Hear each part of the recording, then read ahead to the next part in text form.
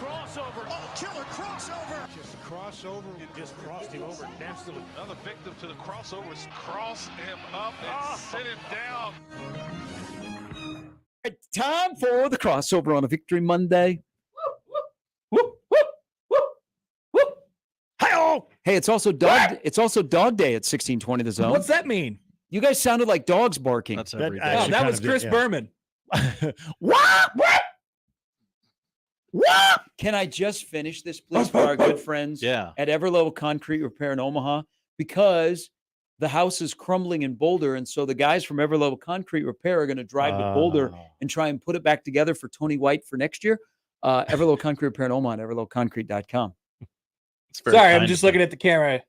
If you're with us on YouTube, just got to show people your watch. That guy just left. He said, "See ya. I'm out of here." Can we talk about the As he's going video? in, hey, Shedeur, what time is it? When he left, that he has his own camera people Yeah. that were wearing It says Prime. Sanders Yep. T-shirts. One They had were a- wearing yeah, number one had- 2. Yeah, one had a Sanders Did shirt. you happen to watch any of the content from Well Off Media this weekend? I did not. I did. Question. I saw a lot of stuff, so you might have to describe said clip because there's a good chance I did. So Well Because I Off basked Media in that stuff. is Deion Sanders Jr.'s Company? Yeah, and they just fall. It's just video from a phone. Content creators. of nothing. But we got a little bit of the pregame speech, got a little bit of the halftime speech. It wasn't as messy at the halftime as I thought it was going to be. No, his sadly. tone was pretty good. Yeah, It was very calm. Fight for your brother. We'll give credit to Deion here, Coach Prime. He said all the right things. He did. He did. Yeah, he did. He held the L very well. But Yes. he does that He took a when he knows slice that out of his the pie. ass got beat. Yep. And he is, I'm not going to say humbled, but he knows when he got beat and it wasn't close. What he didn't say, what he was alluding to was that team's way better than us, and they beat the living hell out of us. Yeah. So he wasn't going to say that, but that's what he was talking about. So it is kind of interesting. I did see his halftime speech. I'm not sure if it's from his son's company or not. They get that stuff up quick. So they had, right before kickoff, all the stuff on the field they had already put out on TikTok. Yeah. Like all their warm-ups and Like T.O. when they Warren came, Sapp. when and they all came through the tunnel and Yeah. that kind of stuff. Yeah. But going back to when Shedeur left and, everybody was like, where'd Shedeur go? that. Mhm. So he has his 2 camera people that are following him, but it's great that the other person following him has the audio up on their camera. Yeah. So you can hear the Nebraska fan go, Shedeur! Yeah. What time is it? So good. Yep. So good. I mean, Nebraska fans did not disappoint in the receipts they kept and also their burns. It wasn't like, oh, it's low-hanging fruit and I'm just repeating something else somebody says. Like they were creative. Like the Shiloh is broke from the student section. Really was good. classic. Good chant. That is You pretty got good. the classic bleep CU, which Yeah. was loud and Well, clear. and then once the student section did it, the entire South Stadium did it, and it started to resonate throughout the stadium. Yeah. There's just certain times in there, man, where it's you can't, it literally is a sea of red, right? You can't, there's no gaps. The people are flooding out into the aisles because there's too many people in there. It was one of those nights. It looked like from the broadcast, it did. It was literally a sea of red. It popped. I Yeah. mean, it absolutely popped. It was everything you hoped and knew it would be, but you're always And wanting to still- see it to believe it, and it did not disappoint from the broadcast standpoint. And still, if there's one thing that NBC does do right, it's their production, Mhm. the view of it. Yeah, right? Like absolutely. it's very very sharp, very sharp. A lot of overhead shots, and then you have the aerial shots that are coming over. But again, and something about that time of day going into the night with the colors. I know I'm getting into it, maybe a little too technical, but it looked like an amazing. A lot of player close-ups, and stuff like that. I will say another credit to Colorado. That's right. We're just shake hands to ruin their season, but then shake their hands afterwards. This is what I'm doing right now. Thank you, Colorado, for wearing the correct uniform. For wearing the correct uniform. Yep, the gold and white. First thing I noticed. The gold helmets. That's what that game is supposed to be. Yep, I totally agree. They could have came out with the black pants too, as long as they had the gold helmet. Would have been fine with that too. Absolutely. But they didn't do something. Good job. Weird. Good job, CU. All right, Bob has a suggestion for all of us on Big Red Overreaction, especially after a game like Saturday night, where the drunk callers were not as plentiful as we thought. Go Michigan State. Yeah, that's what that one guy said. One guy, I he did was hear- all up in the YouTube chat too, talking about Michigan State, and then he decided to call. So He's like, "You're never beating Michigan State again." It's like, okay, when are they going to play them? I don't think Nebraska will beat Michigan State this year. Yeah. Wow. Yep. Whole question? That is, yeah. Hot take. Bob says, can I give a suggestion for Big Red Overreaction shows moving forward? Have the callers identify themselves using a bit of background info stolen slightly from the Jim Rome show. Before they make their point, comment, each caller should give their name, pregame tailgate spot, postgame spot, and current blood alcohol content. Example, this is James, lot 34 pregame and the rail postgame around a 0.17 BAC. Yeah. And then they can start talking. Then you have a pretty good idea. Then you have a pretty good idea of where they're coming from and where they're going. So they're weighing in. They're Like doing on the official weigh-in. Yeah. Dan Patrick, where you have to give your height and weight. Yeah. You get Yeah. Oh, your yeah. BAC. That was the weigh-in, right? Yeah. Yeah. Yes. The Dan Patrick show. Yeah. That was the weigh-in. But people do a version of that. They always say, "I've been going to games since." Yes. I've been. Every single call. But I've you know been what? a I fan think season ticket holder since. So I think we've done a good job on the Zones post-game show, the network post-game show. It must be a requirement. Or say I'm a season ticket holder. Yeah. I've been sitting in section 26 since 1974. And that Courtney was- has hosted that show for long enough that he's like, yeah, okay, let's Yeah. go. I know who He you is are. starting to get a little impatient. He's like, "What? Get on with it. I Let's like go." it. I like it. I like it too.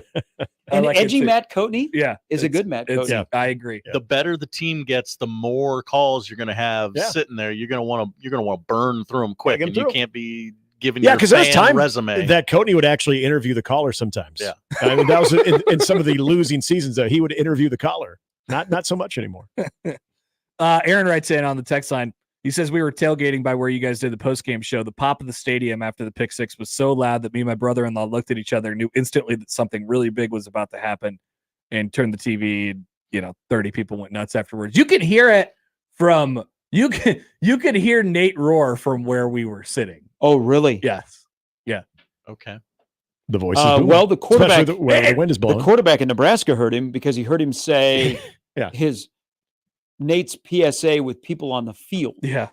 Please get off the. He did. So Also, you could hear Nate from. yes, not clearly, but you could hear that it was the PA talking. Yeah. So I've been told that 94 game, I had a friend who lived off of 10th.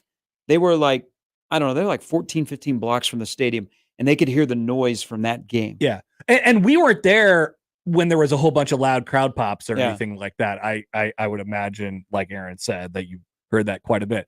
Did you also hear Dylan's golf reference in his post game comments on the throw? I can't remember what throw he was talking about, but he said he bladed his 60 degree, and nobody had a reaction. that. Nobody had a reaction. He's like, I don't know if you guys know anything about golf or anything. He must not have got the reaction that he Well, okay, wanted. so you got to understand the interview room there was a little tense in there on Saturday night because you have like the Helen Thomas of Nebraska media is either Sip or Sam. Mhm. They arm wrestle to see who gets to ask the first question. And then Callahan, like if there's a tie, Callahan goes. But those guys like to sit in the front row. Yeah. The bull reps were sitting in the front row. I talked to the Orange Bowl guys for a while. Did you talk actually. to the Cheez-It? I The didn't. Cheez-It guy was there. I didn't see the Cheez-It guy. I The guy had the guy. Was he wearing a Cheez-It Connor. colored jacket? Yes, and he had literally had Oh. Cheez-Its, not in the package. He had loose He's like, Cheez-Its "You in want his some? pocket. Stop it. You want some? I was like, That would have been He amazing. opens up his coat. He's got pocket Yeah. Cheez-Its? Oh, that would have been so good. I talked to the Orange Bowl guys for a while though. They seemed very excited by what they were seeing. they should. Did he have loose oranges? He had pocket No, Cheez-Its. the guy had loose Cheez-Its in his pocket. No, he didn't. He did because I Stop. saw somebody must have asked for like a pen, Yeah. and he had Cheez-Its. And I'm like, you got to be kidding me. I wanted so bad to go like investigate, but I'm like, oh, that is so on brand. But so when you got into the media room, the bull reps were in the front row. Yeah. And then there was another guy. They're like, this is a seat. There was another guy that I've never seen before, was wearing a t-shirt and shorts, and he was sitting on the corner, like right in front Yeah, I of saw it. He Rule. was ripping off questions too. Was he? Yeah. Was he with Colorado? No, he was. I don't know. He Just, I think he was able to get in and just started asking It's like, questions. You know who else I talked to that got I didn't? questions. I did not expect to bump it. You know, you expect to bump into the bowl reps. But before the game, when I was dropping my stuff off and about to go over to our tailgate at the Blur, which was fantastic, by the way, awesome spot. We sat there and had a nice long conversation with Gino Torretta, Really? who was doing the game on national radio. Nice. Yeah. How's he looking? I was just watching football with he Gino looks Torretta safe. for a while. He looks. He's aged a bit? doing. no. is it the He looks Oh, great. he looks good. He looks Oh, Was okay. it the Westwood or Compass radio Yeah, broadcast? it's like Sports USA Yeah. or something like Hey, I that. know Yeah. Compass He has looks one, yeah. like living on a golf course in Florida has Okay. treated him well. Yeah, he's doing great. Oh yeah. He's doing great. Gino Torretta. Man. Was that 1990? Is that the 90 national champions? Yeah. Yeah. So you're sitting there just watching the Oklahoma Yeah, State be keeping Arkansas the game camp. with Gino Torretta. Wow. Brett McMurphy currently has Nebraska facing Missouri in the Cheez-It Citrus Bowl. Okay. Oh, that's why they were there. Oh, Okay. man. So Hey, instead of confetti, it hey. just shoots out a bunch of Cheez-Its. Maybe they will let me welcome the Nebraska fans to the Orlando International Airport. Yep. That's right. Yep. That's right. I'm like, wait a minute, I recognize that voice. Yes, you do. Yeah, What- but come on, it's playoff. They would. It's going to be the playoff. Whoever is getting Nebraska for a bowl, They're going to be extremely Okay. happy. yeah, There will be some jostling You're if going to they make a mint. if they don't make the college football playoff. There will be some jostling over who gets. You know, there's Nebraska. people right now, though, as we're saying this. I remember when you guys were making plans to go to Vegas. Well, guess what? That's It's right. actually happening this time. Yeah. Shut up. I thought about this, and I think I'm going to pull the trigger on this after watching USC the first 2 weeks. All of a sudden, the USC Nebraska Big game one. could Mhm. have a Yeah. lot on the line Yeah. And in the that- middle of November. And great news for everybody. Oregon's a little sluggish right now. It appears that game will almost for sure not start at 10 o'clock Central. Yeah. Right. Yes. Yeah. That is Oh, awesome. Great point. Mhm. That is huge. Big news for everybody. But yeah, I don't know. Start looking at places, start putting out your refundable deposits, and Are you see what telling they come me- back with. When was it last year when we started really getting into this kind? Was it? It was in Was the it middle of Friday, October. November? Yeah, it was after they. Well, yeah, it was when they got to five. After they won a couple. It They was, beat, I think it was when they got to five. beat Illinois and Purdue. Yep. And they're like, oh, it was like, yeah, it's this just a is matter happening. of where. So This you is had to. definitely happening. All right, it's going to be in Arizona. It's going to be in Vegas. That's when I booked Vegas, Mhm. and did not What would be go to Vegas. what would be the reaction? Because I saw that Stuart Mandel has Nebraska in the playoff, Oh, but he has them Yeah. going to Alabama. Yeah, I know. So funny. I mean, so think about this. Nebraska goes to a bowl game for the first time in like 10 years. And people have been sitting around like, man, can we get a bowl game and can Right. it be somewhere nice? Like if we're really lucky, can it be somewhere nice? No, you have to play a road game at Alabama with the gums. where it's impossible to get to. yeah. You won't be able And- to get tickets. To it. And it will be only Alabama fans. Right. Hey, you'll at least get to if you've always had. I'm out. I hate the playoff. I'm out. But if you've always had that bucket list of seeing an SEC game in person, well, there you go. Yeah. You gotta check it out, and your team will be involved in it as well. Also, Alabama in the playoff? And they did turn it on in the fourth quarter. They did. Last 6 minutes. Yeah. Hey, now the SEC has 6 of the top 7, but the other 9, oh wow, not so good in the SEC. Yeah. I mean, SEC did not have a great weekend Kentucky? outside of the non-SEC team that's now in the SEC. that's true. Texas is good. Texas is back. Kentucky. Yep. Mhm. Texas is good. That was impressive. I know you're not supposed to say that. I'm probably gonna get struck by No. lightning, but Texas is back and they're here to stay. Okay, And so they have a quarterback that has swagger. Yep. And did you see the picture of the little Michigan fan that approached him on the field after the game? no. So Quinn Ewers did interviews with Fox, and he was walking off, and there's this dad. Somehow, dad got on the field with this young Michigan fan. Said, "Hey, can I take a picture?" Quinn Ewers stops, and he's looking at the camera, and the kid does horns down, and then Ewers just continues to walk on. That's Oh. a quarterback of the number 2 team in the country. that's right. They're good. Yeah, they are. They're good. They bullied Michigan, Yep. and usually Michigan is Yep. the bully. Mhm. So you got Ohio State. People are all of a sudden a little concerned about Oregon, and Correct. rightfully so. Penn State, there's some concerns there Mhm. as well. yeah, that wasn't a comfortable win this weekend. That is, I mean, and then there's Michigan, who looks like a 8 or 9 win team. Iowa has lost. There's been some shuffling in the first true couple weeks. Iowa fashion. Wisconsin doesn't seem very good. So I think USC is good. I think he's going to do this on his site. So Brett Ciancia of Pick Six Previews, name drop, was at the game on Saturday, and we were talking coming back to Omaha. Like Nebraska's schedule, even though their remaining opponents are 16-1, there are some that might be more daunting than others if you're just judging on 2 weeks. Yeah. Like all of a sudden, Illinois Nebraska could be a ranked game Illinois next Friday night. Illinois, Indiana. I mean, but look at like if Indiana's put you're up points. who knows? look at like if you're Georgia. Like all of a sudden, Kentucky was supposed to be a game that, okay, Kentucky against South Carolina. Nebraska, if you want to, I know Nebraska's 2-0 and this is about Nebraska, but they haven't danced with two opponents. Like there's been no tension convention through 2 weeks where you don't have, how in the hell is Bowling Green and Penn State a close game? Right now. Or There will be no Iowa, tango with Northern Iowa this weekend. No That is tangos. correct. Yep. No tank. So yeah, I think the front half, if you're looking at it this way, it's been front half of the schedule, back half of the schedule, right? Or 7 and 5, the first 7 and the last 5. The last 5 look maybe a little bit more doable now. And the first 7 maybe got a little bit tougher. Or there's another roadblock in there. So I don't know what that means. I don't know what that equals. But there's a reason why, like, it's a math formula when they put Nebraska into the playoff picture. It's because they think they're the 3rd or 4th best Big Ten team. Yeah. Like that's it. And this is a weekly conversation. I don't like they are. they are. Right, like based on how They they've are. looked against the opponents that they've played compared to others. Yeah, they have. Again, it's They're a the 4th fluid best team in the Big situation. Ten right now. After 2 weeks, they're the 4th best team. Ohio State, Oregon, USC, Penn State. Or you take out Penn State, put in Nebraska. I mean, Penn State, they danced last week. I'm impressed by They USC. had a tango, all right. The fact that they are very physical on both sides of the line of scrimmage lets me know that there might be something different at USC. I believe Oregon will get their Oregon's crap awful, together, but they're wobbly. yeah, they're And he dropped the football before he went into the end zone. He a did. bit of an auspicious start to that season. I sort of wish Nebraska played Michigan this year. I think that'd be a fun little tussle. Be a fun one. They'd have a better chance without the sign stealer. Connor Stallions. And you got to keep that in mind. And most of their team from last year. Now, there is an issue, though, as Nebraska starts to gain more attention, and now that they're ranked. Do you think that the Nebraska Sports Information staff needs to put out a mass emailer to media on the correct pronunciation of the quarterback at Nebraska? Yeah, they need to say whether they're Rye or Ray guys. Yeah.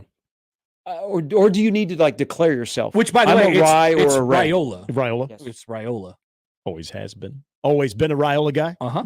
When I hear Raiola, I always feel like But I'm thinking, that doesn't sound I'm right. trying to project, and I look at Tennessee's got a quarterback that nobody can pronounce his last name. Yeah. So he's a one name guy, Nico. yeah, Yeah. Nico. By the way, they're good. Yes, they are. Tennessee's They are. impressive. Yes, Their they are. defensive line is SEC-ish, and they got a dude that's at quarterback.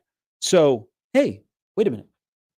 That's a nice little formula, right? But no one can pronounce his name, so they just say Nico. Mhm. But I think Nebraska, how long does it take before you just get to people just give up and go, Dylan? I don't think it's that hard. It appears to be that way. Yeah. I listened to both pregame shows, and on the set, you would have 3 different guys pronounce his last name differently. So, is there let me go to the On the Did I website, hear one of them? on the website, they have him pronounce his last name. But of course, that doesn't matter. do they have a guide? Let me pull up their guide and see if they They have the guide and they have the little ear emoji so you can listen, the little listen emoji. Yeah, but let me go to the actual print guide Okay. and see what it says. So I'm gonna download this. Yeah, those guys aren't going to the website. I could have swore it might have been the Fox one. Did they say Riola? I could have swore I heard that, which I've never heard anybody do that. It's either Rye or Ray. It's Rye, by the way. It is Rye, yes. Yes. But I've heard that's the most common one of Rye or Ray. You two should probably get a pronunciation guide for his first name. Who? You two.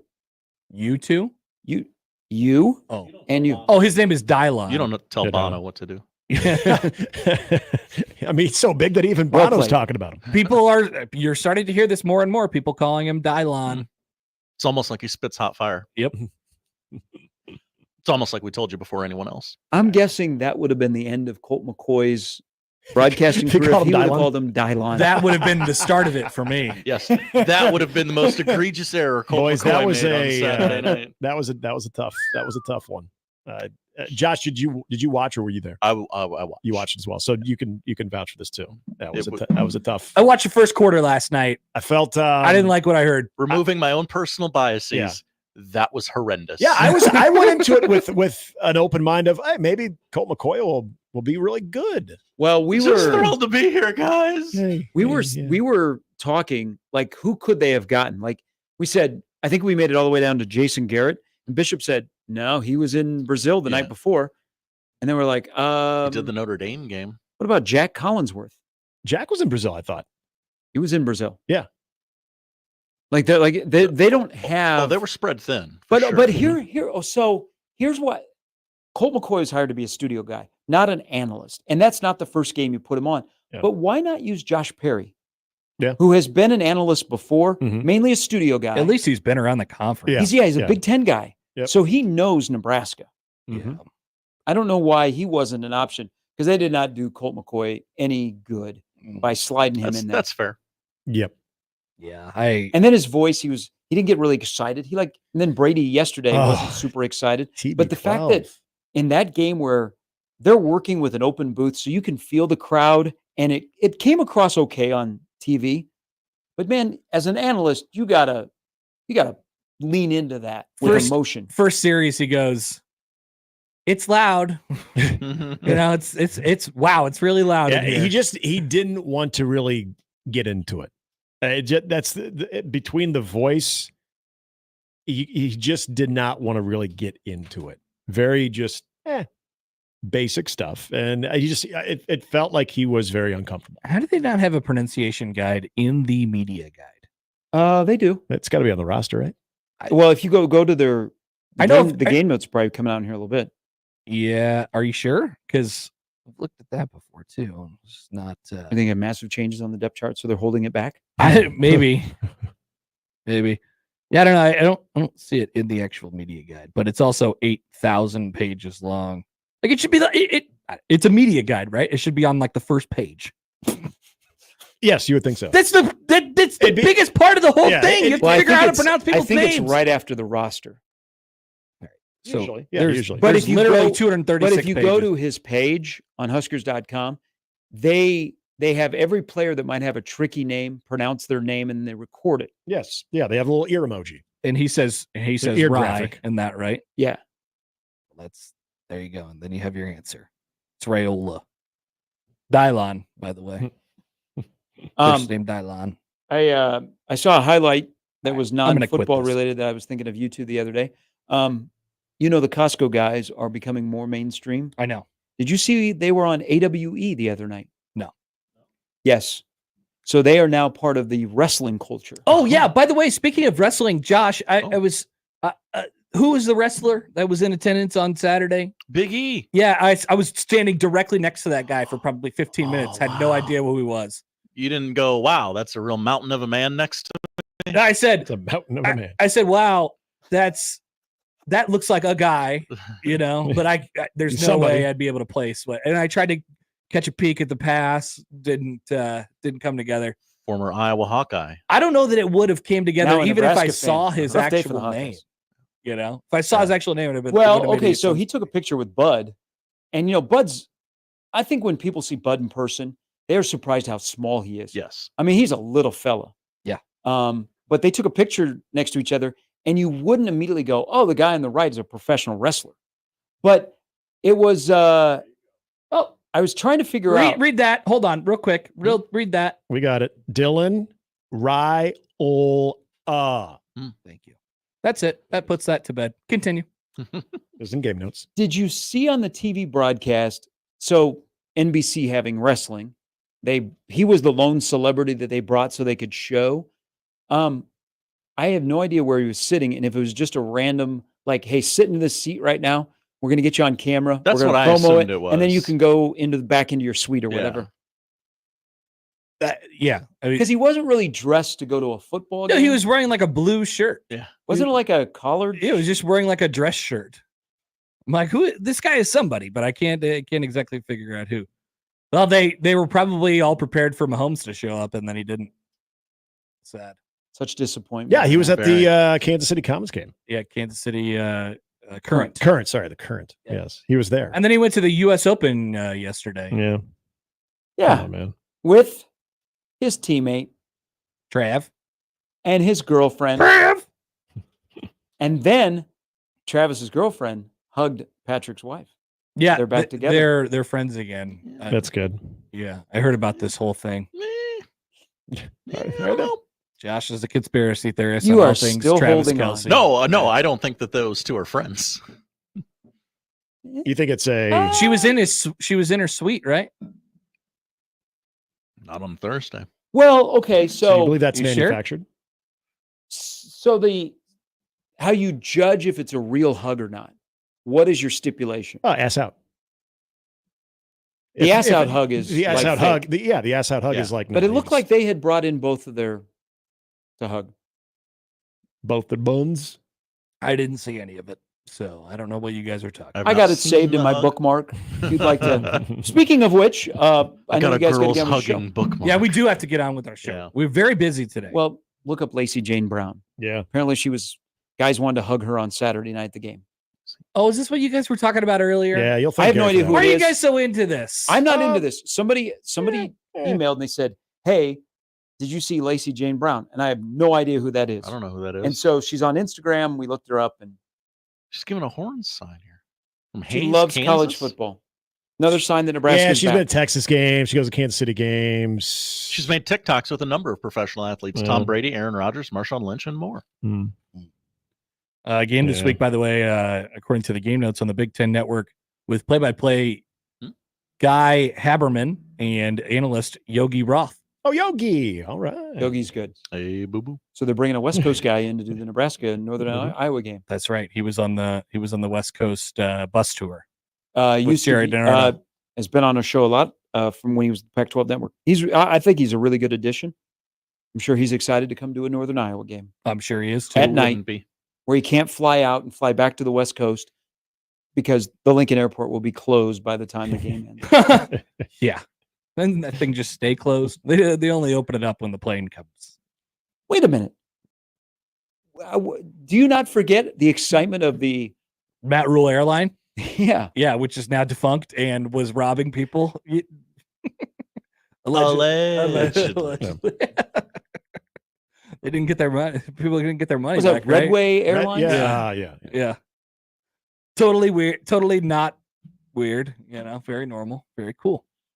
All right. Hmm. Well, you guys have a great day. You have a wonderful I plan on Victory it. Monday. I plan on it. A lot of fun. A lot of things to talk about today. That's the crossover powered by Every Level Concrete Repair in Omaha at everylevelconcrete.com. We'll start things off next.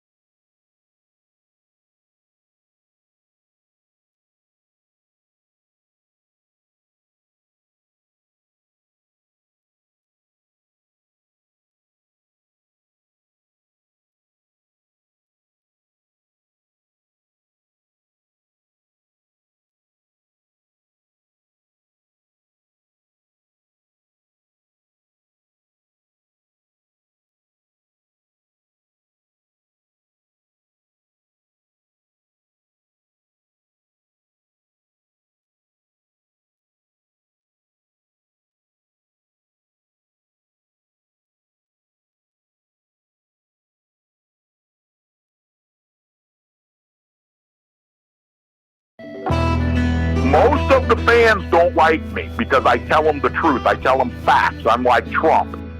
I think Colorado's going to do much better than Nebraska more quickly.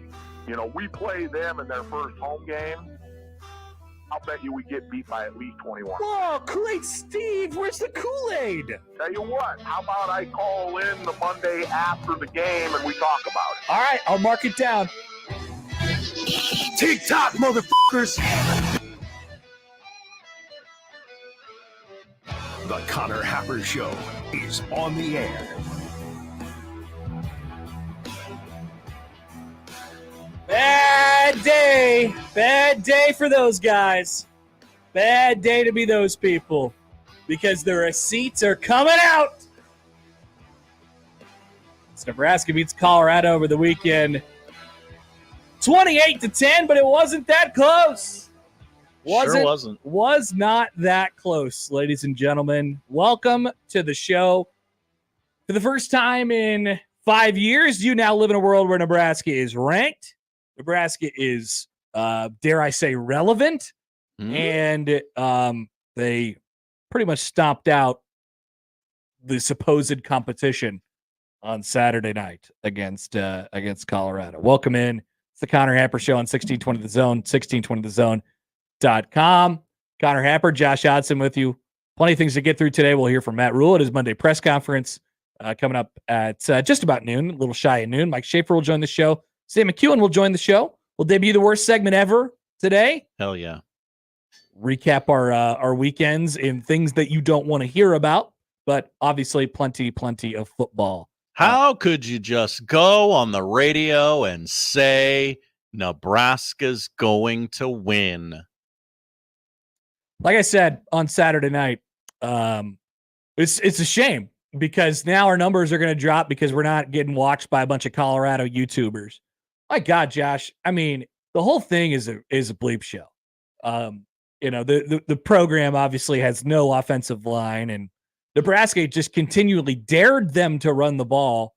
And when they did, they had mild success doing so, and they still continued to not take the bait, throwing it in the back of their own end zone, which led to a 5-yard pick six from Tommy Hill. Nebraska said, go ahead, run.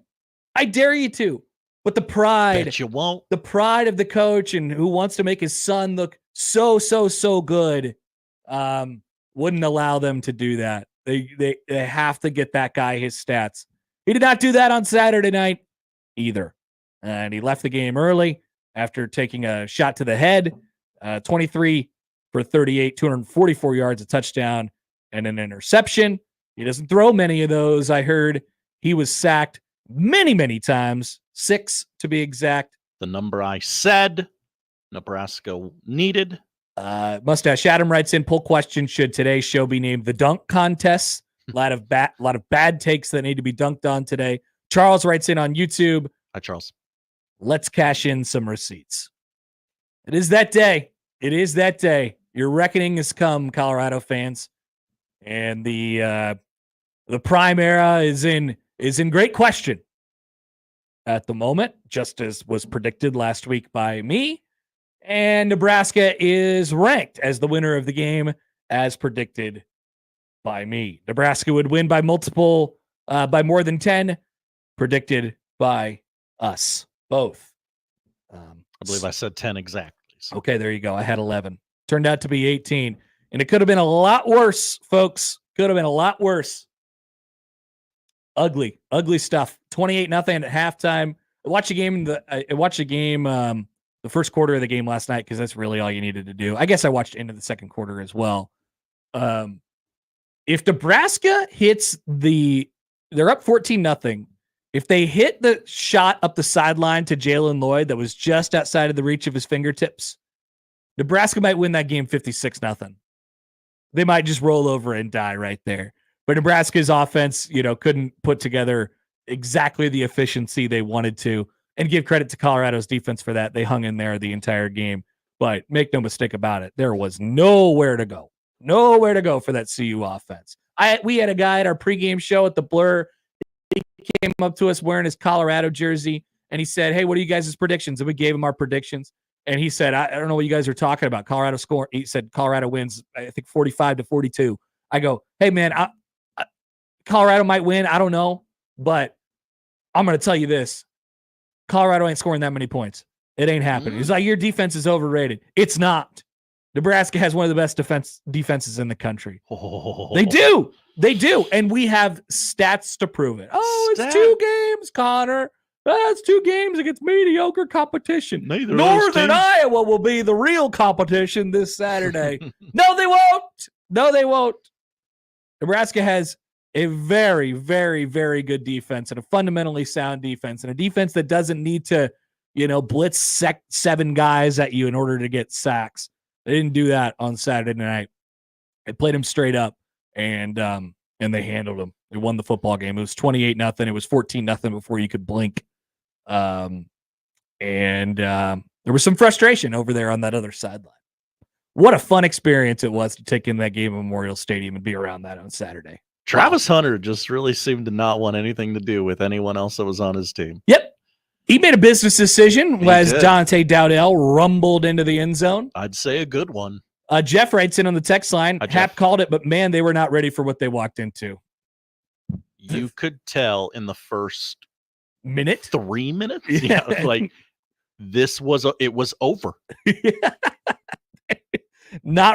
were not ready for that. Like, okay, halfway through the first quarter, it's like, okay, this adrenaline's going to wear off, and then we'll settle into something a little closer to we were expecting. Nope. It was physicality. Nope. And it was the crowd absolutely all over them. Nobody could hear a single thing. Dare I say 30 minutes of us and 30 minutes of the ref show. Yeah. We'll talk about the second half today, as I'm sure people have complaints. That did take a little edge off during the post-game show on Saturday night, sadly. And I was looking forward to the mood spilling into the show from the first half. It kind of spilled into the show from the second half. But that's okay. Nebraska was never in doubt. Never for a moment in doubt against the mighty, mighty Colorado Buffaloes. Tough look. So, welcome to the show. The lineup powered by the Rooferees, John Higgins Weather Guard. Want to hear from you guys? 402-951-1620 on the 42 Degrees of Source hotline. You can call or text that number, tweet at Happer Show at Connor Happer on the JTech Construction Zone Twitter feed. Email Connor, Josh at 1620thezone.com on the Equitable Bank Zone inbox. We say good morning to our YouTube streamers today. I know that you guys, the few, the proud, the mighty. A little more room in the chat today, isn't there, fellas? Yeah, the Colorado YouTubers aren't here. And ladies. In the press box, I don't know what I don't know what the process is for saying that your media these days. Apparently, it's very it's a low bar. Yeah, but was sitting next to or near, I suppose, a Buffs podcast with children who had clearly never watched college football before, and they were quite boisterous right up until the game started. Weird thing to do in the press box. No, they didn't have any shame in the world. They were proud to tell people that they were Coach Prime guys. Idiots. Colorado was going to win by however many. And then I saw a clip floating around of those very same guys last night referring to Matt Rule as an idiot or something like that. This is from before the game. Oh, okay. Matt Rule as a whatever they said. Those guys are just gone now. That's the cool part of like being just on social media for 10 seconds when those 10 seconds when the Buffs are good. You get to just go away now. All the Colorado people who pretended that they were Colorado fans again for the first time in 15 years over the last 18 months now, you guys can go back into hiding. You can put that shirt back in the closet. Bring out your Bo Nix jersey. Unfortunately for you guys, I got a tough scenario for the Colorado people today. What's going to happen, you watch that game on Saturday and your spirit and will was broken by the Nebraska football team. And then you watch the Denver Broncos play on Sunday and you're going to realize, oh, wow, we're going to need a quarterback again in the very near future. So maybe just tank for Dylan Raiola. That's where you're going for at this point. How fun would that be? SEAL Team Nick says, let's get Lee Sterling on the horn too, who did proclaim that Nebraska was going to, or that Colorado was going to score 48 points. Yes. I believe we Nebraska fans once again can chirp at Desmond Howard for being dead ass wrong. Incredibly wrong.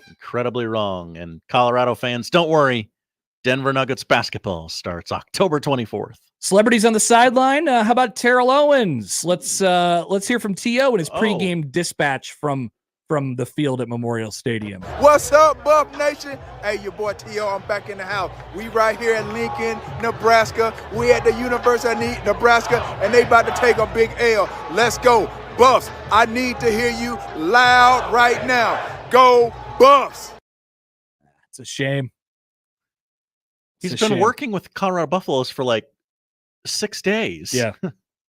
Yeah, it's a shame. Now he'll have to just not be a fan of them anymore. No. Because once you're challenged with being publicly embarrassed, you're doing this out of your own goodwill toward Coach Prime. Like, sure, I'll help out. And if it seems like my gamble here hits, I look great. It's great. It seems like it's moving in the right direction. I'm very happy. And then you get hit with a little dose of reality, a little punch to the mouth. Now what do you do? Now how do you react? You go back in the bunker. Nebraska physically imposed their will on that football game. That is the story. Nebraska has an absolute bleeping unit of a defense. But more than that, they have a winning Big Ten combination. Now that we can kind of get over, just barbing at Buffs people, we'll continue to mix that in throughout the show today. Plenty of that still in the tank. Don't you worry, friends. They have a winning Big Ten combination with a higher ceiling than most, a dominant defense plus an offense that isn't turning the ball over and a quarterback that can make plays. A good formula. There is one subtraction. I don't know what's going on with special teams. Seems to be an issue at the moment. Well, got to have a real heart-to-heart. Yeah, with the kicking situation. Yes, let's call it that. I don't know why. I'm not sure why Nebraska didn't just, metaphorically, I guess, punt on the idea of like, hey, we want them to bring kicks back. Just probably don't. And the first one on the opening kickoff almost cracked. The second one did crack. And then, Nebraska's defense once again was there to bail them out. That's the story from this one. Maybe this story is, hey, we get to dunk on Buffs people for the foreseeable future. Yeah, it's great. But the story is that Nebraska is good. And they are ranked today in the Associated Press and Coaches Poll. People watch that game on Saturday night. I'm waiting to see the TV numbers still. Should probably find that out this afternoon. But it was it was sort of a coming out party for Nebraska. And then obviously, I wonder if we flipped it over to the chit chat shows if they made any mention of Coach Prime and the way things are headed over there. I'm gonna flip it on over there. Seems unlikely after the first day of NFL action. But yeah, you never know. You never know. So that's where we set the tone here on this Monday. Welcome into the show. Coach Prime probably very grateful to the fine folks and friends of the show, Northern Illinois, for giving him cover. Because if Notre Dame had won, that might be the story in college football. Maybe. It just may be. All right, we'll take a quick break. Thanks for joining us today. We're off and running on a Monday. It's the Connor Happer Show on 1620 The Zone.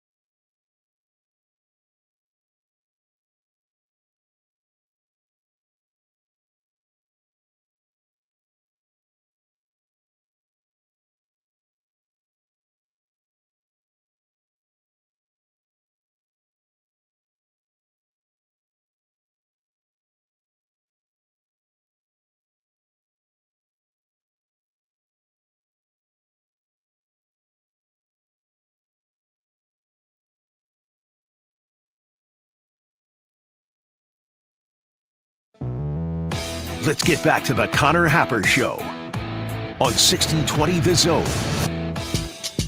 As we mentioned on Friday, what a difference a year makes. You, Josh, made the Kool-Aid Steve open there. Now, Kool-Aid Steve had his laugh last year. He did. But Nebraska has it now, and they'll keep it for a while. Or we probably won't think about this again going forward because Nebraska will have bigger fish to fry, which we're going to talk about that as we go on throughout the show. But a year ago, people were calling into this show and saying, man, I don't want to be patient anymore. Look at what Deion Sanders is doing at Colorado. They've got talent. They're a top 25 team. They are destined to whatever, go to the playoff. That's how people were referring to the Colorado Buffaloes last year. And it was a bit of a house of cards for them last year, completely fell apart, changed a big portion of their coaching staff, got a whole bunch of new players in. And as we mentioned on Friday, maybe it was a bit of a last ride from them as a national brand that people were paying attention to this past Saturday. So are you happy if you stuck on the train and you said, man, I think, yeah, you know what? I think I like the idea that Matt Rule's going for. I like the idea that they're taking the guys that were left over from the Scott Frost era. Those guys stayed, need a little bit of coaching, need a little bit of help. It's a lot of the same guys that were here in 2021 and 2022 guys that are stars in that defense right now. And yes, they're older, but they're getting coached and they're developing, right? And so Matt Rule said, yeah, I think we could win football games with those guys. And they won 5 of them last year, and they're going to win more than that this year. So think about what a difference a year makes. Let's talk about Nebraska's defense. It's the debut of the drive chart 2024. Hello. Yeah. I thought I'd put this in. It's obviously early. You're only, a sixth of the way through the season at this point, through the regular season, I guess. So it tracks, my drive chart tracks a variety of different things, obviously the results of the drives, but then some averages as well. So Nebraska's opponents, UTEP and Colorado, average plays per drive 4.8 at this point. Nebraska is nearly averaging 5 plays and then off the field. Speaking of, they must have had a lot of it's hard to have a drive less than 3 plays, but there's been one of those this year, courtesy of Shedeur Sanders' ill-advised throw. Thanks. And I guess there was a safety as well, though, that happened on the second play of a drive back in the UTEP game. Nebraska's defense has faced 24 drives this year, 11 of which have ended in a punt. That's about 46% of the drives against Nebraska have ended in a punt. And of those, of the 24, 7 of them were 3 and outs, 3 plays and a punt. That does not count the 4 plays and out, which I believe there have been 2 this season. So 3 and out, punt, 7 out of 24. That's nearly 30% of all the drives faced against Nebraska are 3 and out. Only 2 touchdowns scored against Nebraska's defense. That's about an 8% rate. And only 12% of the time, 12.5% of the time do opponents score on Nebraska's defense on their drives. That equates to a stop rate, which I'm sure we'll be seeing soon, of about 87.5% right now for Nebraska's defense. They are legit.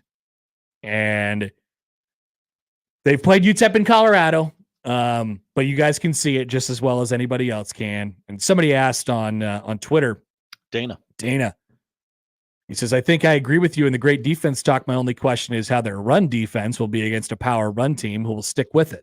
Thought. I think Nebraska's built for that. I'm seems like it. I'm more worried about Nebraska against teams like they just played. Big, fast playmaking teams. Not so much on the big and not so much on the big, not the but big, definitely fast. And I meant big in a marquee sense, not sure. Yeah. Guys who can make plays on the edge, guys, teams that want to kind of air it out a little bit and spread you out a little bit. Like I'd be more concerned about that. Nebraska's front 7 is legit. I know the concern with the 3-3-5 or whatever was like, hey, how are you going to do against the run? I mean, I think those concerns were stomped out a year ago. Nebraska was top 10 in the country in rush defense last year against this very same Big Ten conference. And they might get a little bit, the teams that they play this year will be a little bit more explosive. Like there'll be some better quarterback play. Obviously USC's on the schedule, Ohio State's on the schedule this year. So it'll be tougher for Nebraska in those games, but their defense can hang with anybody. And that's what I said. They have a winning formula. I'd be less concerned about Nebraska against the Illinois and the Iowas and the whatevers, the Big Ten West teams of the world than I would about the Colorados and the UTEPs of the world, so to speak. Not in terms of how good those teams are, but what they're trying to do to you, how they're trying to approach it. Nebraska's defense is dang good. And as I mentioned yesterday on Twitter, Nebraska's defense in totality, and this is with the extra points, so the guy who's yelling about the extra points, please just get off me. Nebraska's defense through 2 weeks has allowed 17 points, 2 touchdowns, and a field goal. It has also scored 9 points. It has a pick 6. It has a safety. It has forced 4 turnovers. It has blocked a field goal. It has allowed 7 first downs on 24 third down attempts, which is in the neighborhood of about 40th in the country at this point. Colorado didn't get a first down to the second quarter on Saturday. Dominant defense. Mitch Sherman added, he says, also through those 2 games per Pro Football Focus, Nebraska's defense is blitzed on a Big Ten low 7.6% of plays. It has 8 sacks, tied for the second highest total in the league, and QB pressures on 34% of opportunities. So, in other words, it's pretty straight up, right? They think they could just beat you one-on-one everywhere. They don't have to scheme anything. They don't have to dial anything up in order to beat people, or at least they haven't through their first 2 games. We're going to play you straight up, and we're going to get to the quarterback with our 3 or 4 or 5, and we're going to, kind of go from there. And that's what it's been. I mean, Nash Hutmaker, Ty Robinson have been dominating up front. Yeah, those are 2 weaker offensive lines. Colorado's a lot better than UTEP's. Nebraska didn't blitz at all in the UTEP game, and they blitzed just a little bit in the Colorado game. Max Olson, now of ESPN. Hi, Max. He had this stat this morning. Shedeur Sanders was pressured on 22 dropbacks against Nebraska. Here are the results of those plays. 5 out of 15 passing, 45 yards. He did throw a touchdown. He took 5 sacks. He had a quarterback rating of 1.8, not 100.8, 1.8.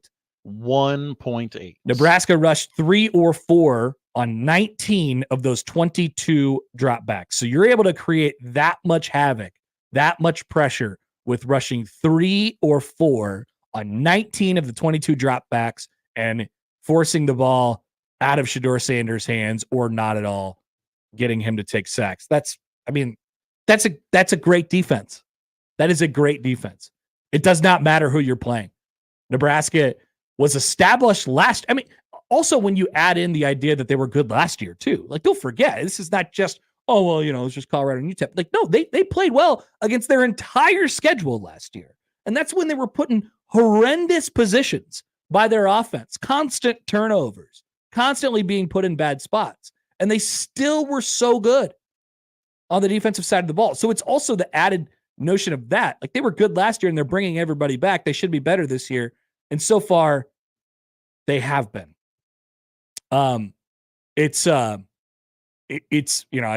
We always get the calls and the comments or whatever is like best defense since when. Like, I don't know. It's tough to make those comparisons because then you're talking about talent and it's like, is Nebraska's defensive line really as good as Georgia's defensive line? Like, no, they're not going to have as many first round picks as they do.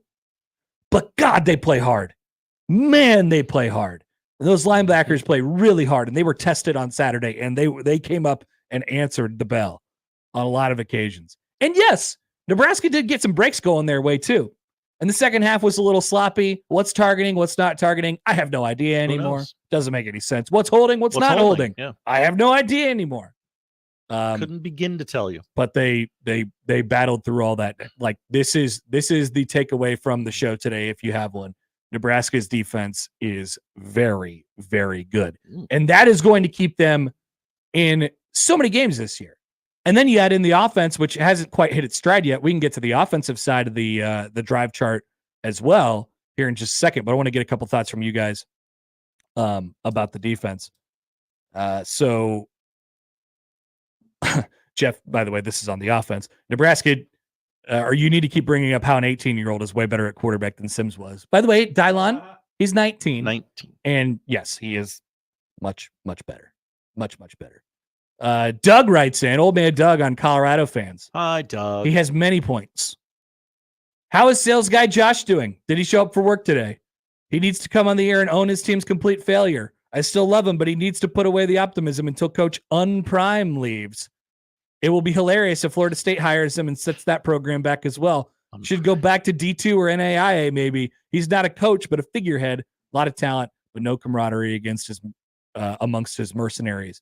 Point number 2 from Doug. Colorado will be lucky to win 6. Point number 3 from Doug. Can't build a program with a false prophet and mercenaries. All mercenaries turn on each other eventually. I don't know if that's true. Point number 4 from Doug. Prime will be gone after this year when his kids leave, and then everybody else will leave. If you're Josh, you're saying Colorado will be, they'll leave before that. Yes. Point number 5 from Doug. Colorado will never be good in football again. Their only natty is tainted with a 5th down. Probably the same officiating crew that we had on Saturday. Thanks, Doug. Appreciate you. Also, Doug has one more follow-up, so I guess he has a 6th point. He has a question about Kool-Aid Steve. I missed the open. Did Kool-Aid Steve call it? No, he was just used for bait. Yes. I just couldn't believe how they were daring them to run. Oh, yeah. Nebraska was daring them to run. Do it. And guess what? They were having some success doing it, and they still wouldn't stick to it. They panicked immediately. It all exploded on them immediately because they didn't keep their composure. They got down 7-0. That was them. They were Frank the Tank. Down 7-0, down 14-0. It just snowballed so fast. And we thought there was a possibility last week because of the crowd and all the stuff that went into it. And Nebraska's real edge. They're just absolutely frothing at the mouth, trying to get after the quarterback and whatever else was in between. But it was self-inflicted. So I got a couple tweets that an Iowa fan sent me via direct message. Okay. It's a stupid story on a stupid blog about how it says Colorado Buffaloes most to blame for ugly loss to Nebraska. Colorado had their chances. I wonder who wrote this, by the way. I mean, first of all, once again, this is how football games work. You make the other teams break. Nebraska made them break immediately. Yeah. Of course, their reactions to things are inside of the formula of the football game. You can't say, if we would have just reacted better, then they would have won. First of all, I don't believe that's the case. No. I think Nebraska was a better team overall in general. You could see early in the second quarter, Shedeur wanted no part of this. No. And then after the game, he's literally calling out his offensive line. Hey, did Dylon get touched at all? No, but that's all part of it. That's all part of it. It was part of the edge Nebraska had in this game. It was to make them break early on, and they obviously broke. It all imploded on itself almost instantly. You think Shedeur Sanders makes that throw if his watch isn't ticking extra fast? Right. He doesn't. No. He never makes mistakes. He never puts the ball in harm's way. Trust me, that hack Paul Burmeister told us as much throughout the game. He had thrown friend of the show. He had thrown 3 picks in his whole Division I career or his FBS career? None on the road or 1 on the road. I mean, John had the stat and overreaction. The guy doesn't make mistakes. He doesn't make mistakes. And Nebraska was heating him up so much with 4 guys, mind you, in the early going of that game that he made an uncharacteristic mistake.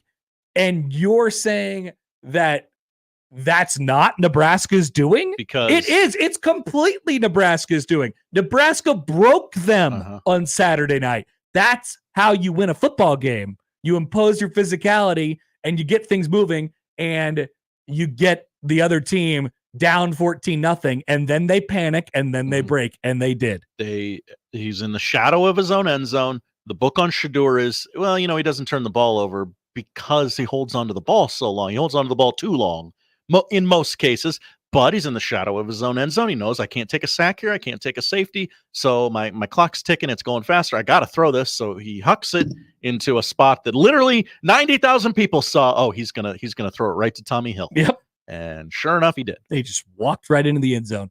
One of the better crowd pops I've ever heard at Memorial Stadium.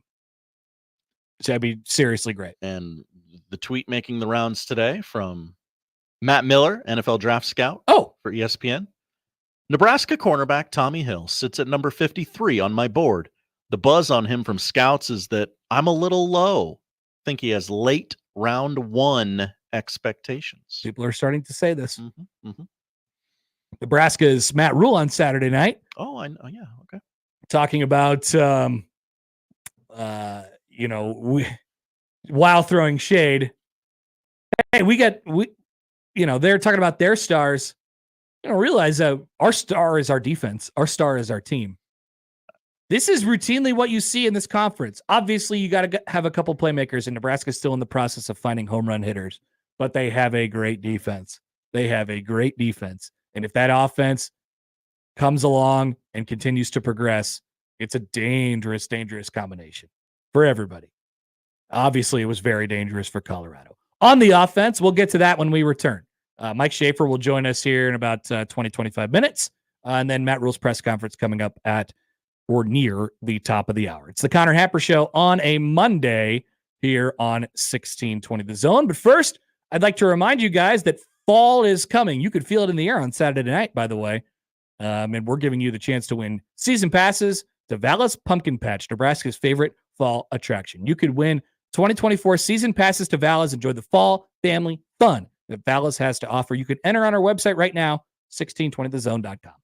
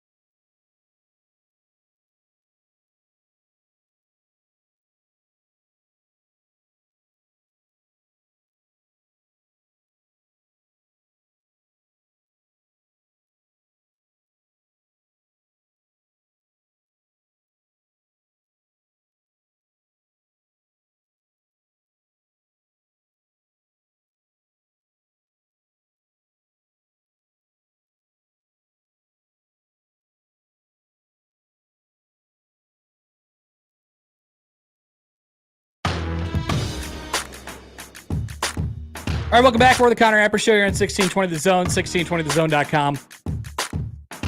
Mike Schaefer will join us at the bottom of the hour, and then we will hear from Matt Rule at his Monday press conference, where he'll be saying, "Yeah, we got a lot of stuff to fix. We're on to Northern Iowa." I'm going to make them think it was the worst game they've ever played when I'm done with them. Yeah, I mean, we've talked about this. The lack of emotion that Nebraska had kind of seemed to approach things from, and how it served the program well, right? Let's get really good at just being really good. Let's just get fundamentally sound, do things the right way, and think about the right things instead of think about all this other crap. Like that has truly served Nebraska as a program really well. On Saturday, you saw the combination of doing things really fundamentally soundly with a little extra juice on top of it, a little extra emotion. You saw what we all saw in week 1, which was a confident team, a team that believes that their offense isn't going to turn the ball over every time they touch it. A team that believes if they do make a mistake, their defense is going to bail them out, or their offense is going to bail them out. Like they have that kind of swagger to them right now, and they played with it, and they played with a little extra, by the way, on Saturday night as well. Speaking of the offense, so back to the drive chart here. So the key stat, obviously, is the turnovers. Nebraska's turned it over one time through 2 games. That is so they've had 22 offensive drives. They only less than 5% of them have ended in turnovers at this point, compared to last year. 29 of Nebraska's 136 drives ended in a turnover. That is over 20% for an entire season. It will not be at that high at any point this year. Also, once again, early sample size, all that stuff. Nebraska is extending drives longer, both in time of possession and the amount of plays they run per drive. Right now, it's at 6.7 plays per drive. That's much better than what that's. Think about that. Think about that number, just in how games sort of work from a time and tempo and tenor standpoint. Nebraska's running an average of 6.7 plays per drive, and their opponents are averaging 4.8 plays per drive against them, right?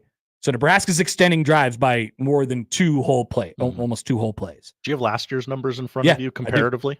That's what I'm. Yeah. Plays per drive. Yeah. On offense, 5.3. Okay. 5.3. So they're 1.5 plays better, roughly already. And the defense is better than it was last year in that category as well. Also better in time of possession. Nebraska getting the ball at a better place so far this year. Average starting field position of about 33, the 33-yard line. Their yards per drive, 38.5, compared to all of last year, 27.5. Whoa, high now. Yep. It's a lot better at the moment. And guess what? It's all because they're not turning the ball over. Now, I guess the question is, how much do you trust that this is just what it is now? Is Nebraska a team that just straight up doesn't turn the ball over anymore? I don't know. They got some breaks on Saturday. Dylan Raiola should have thrown an interception. It ended up being a touchdown. All right. But as we made this point later in the week, and then I made it again on the pregame show, it does seem that if you have teams that are confident and do move fast and do things the right way and this and this and this, that the weird stuff stops happening to you. And in Nebraska's case, the weird stuff started happening to them in the right direction. And we were talking about it for years and years. Man, minus 17 in the turnover margin is awful. It's horrible.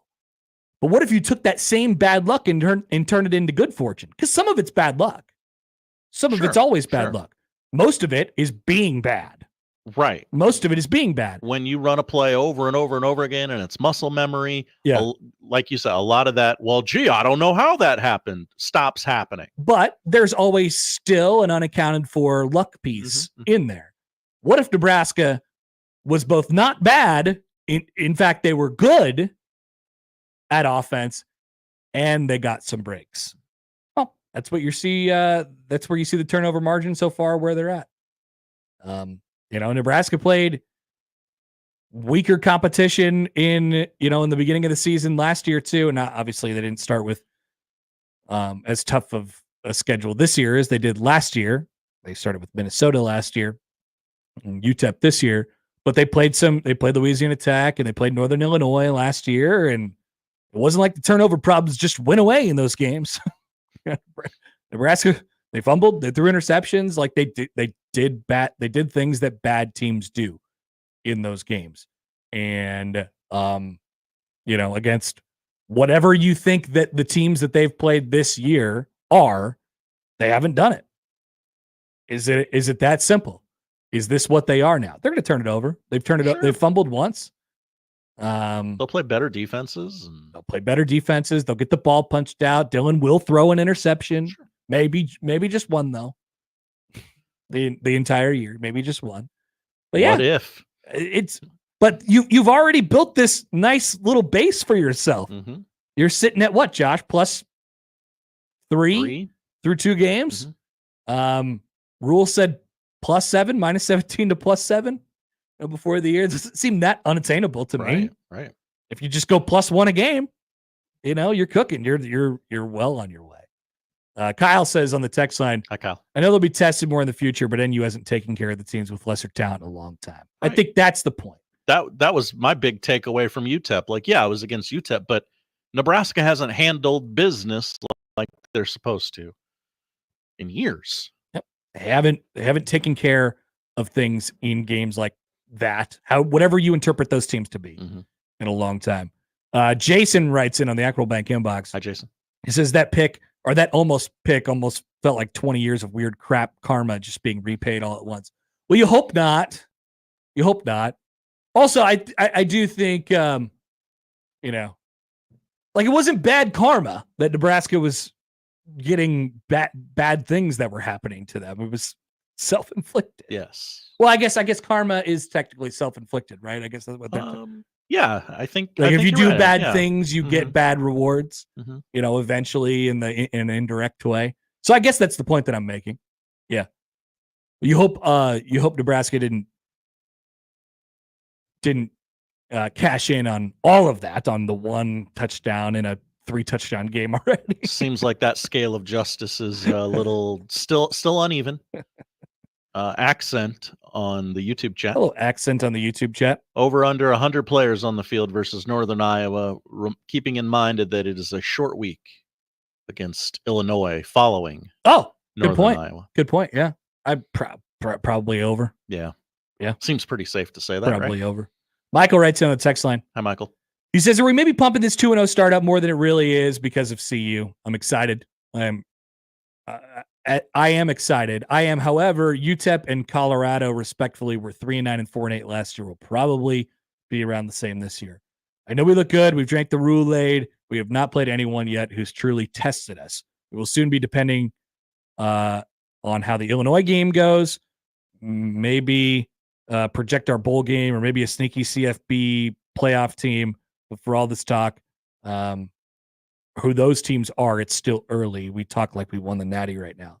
No, man, I don't know what to tell you. Like, they've done what they were supposed to do. That's why people are excited. And you just beat a rival who talked a lot of smack. Won a big rivalry game, right? Primetime showcase, national game. And I thought Nebraska was going to be good before the season. They have done exactly what I thought that they were going to do. So, like, if you're asking the question, is it just because these 2 games, why you think they're good?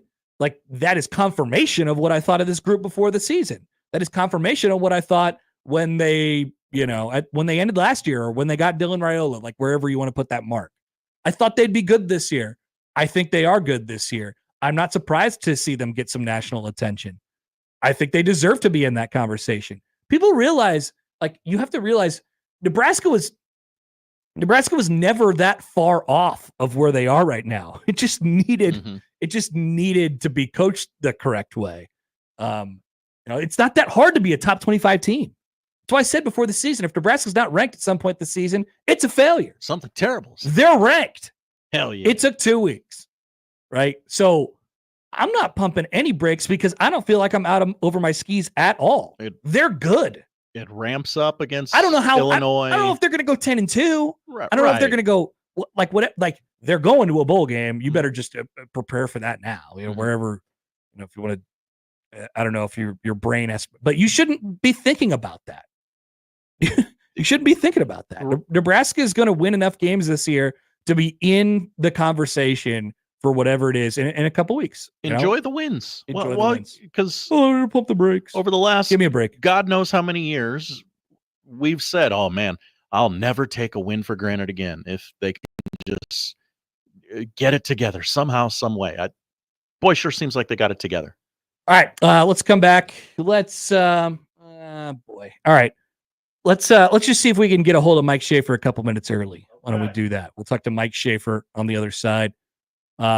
People have been asking, are they going to get every recruit that was there?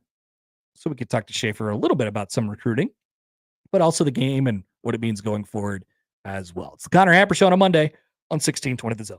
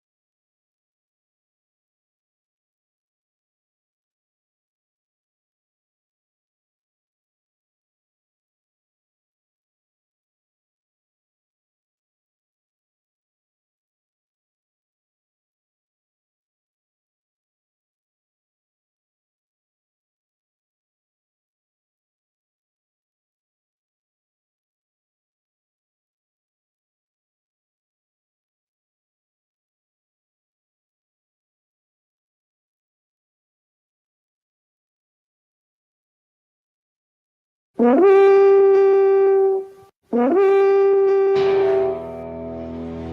come the Guardians. Yeah, I have statistics to back up that we have people that listen. Mike Schaefer. Anytime there's sort of a debate as to who can do something, Happer would always put his name forth, for sure. Husker 24/7 on the Connor Happer Show on 1620 The Zone. I could be a star. And we're joined now on the 42 Degrees of Source hotline by Mike Schaefer of Husker 247. Hello, Mike. Happy Monday morning to you. Happy Monday to you, Connor Happer. 3 days of conversation in a row. How does that feel? I know. Now all we have to do is bring up the cookies again, the cold cookies.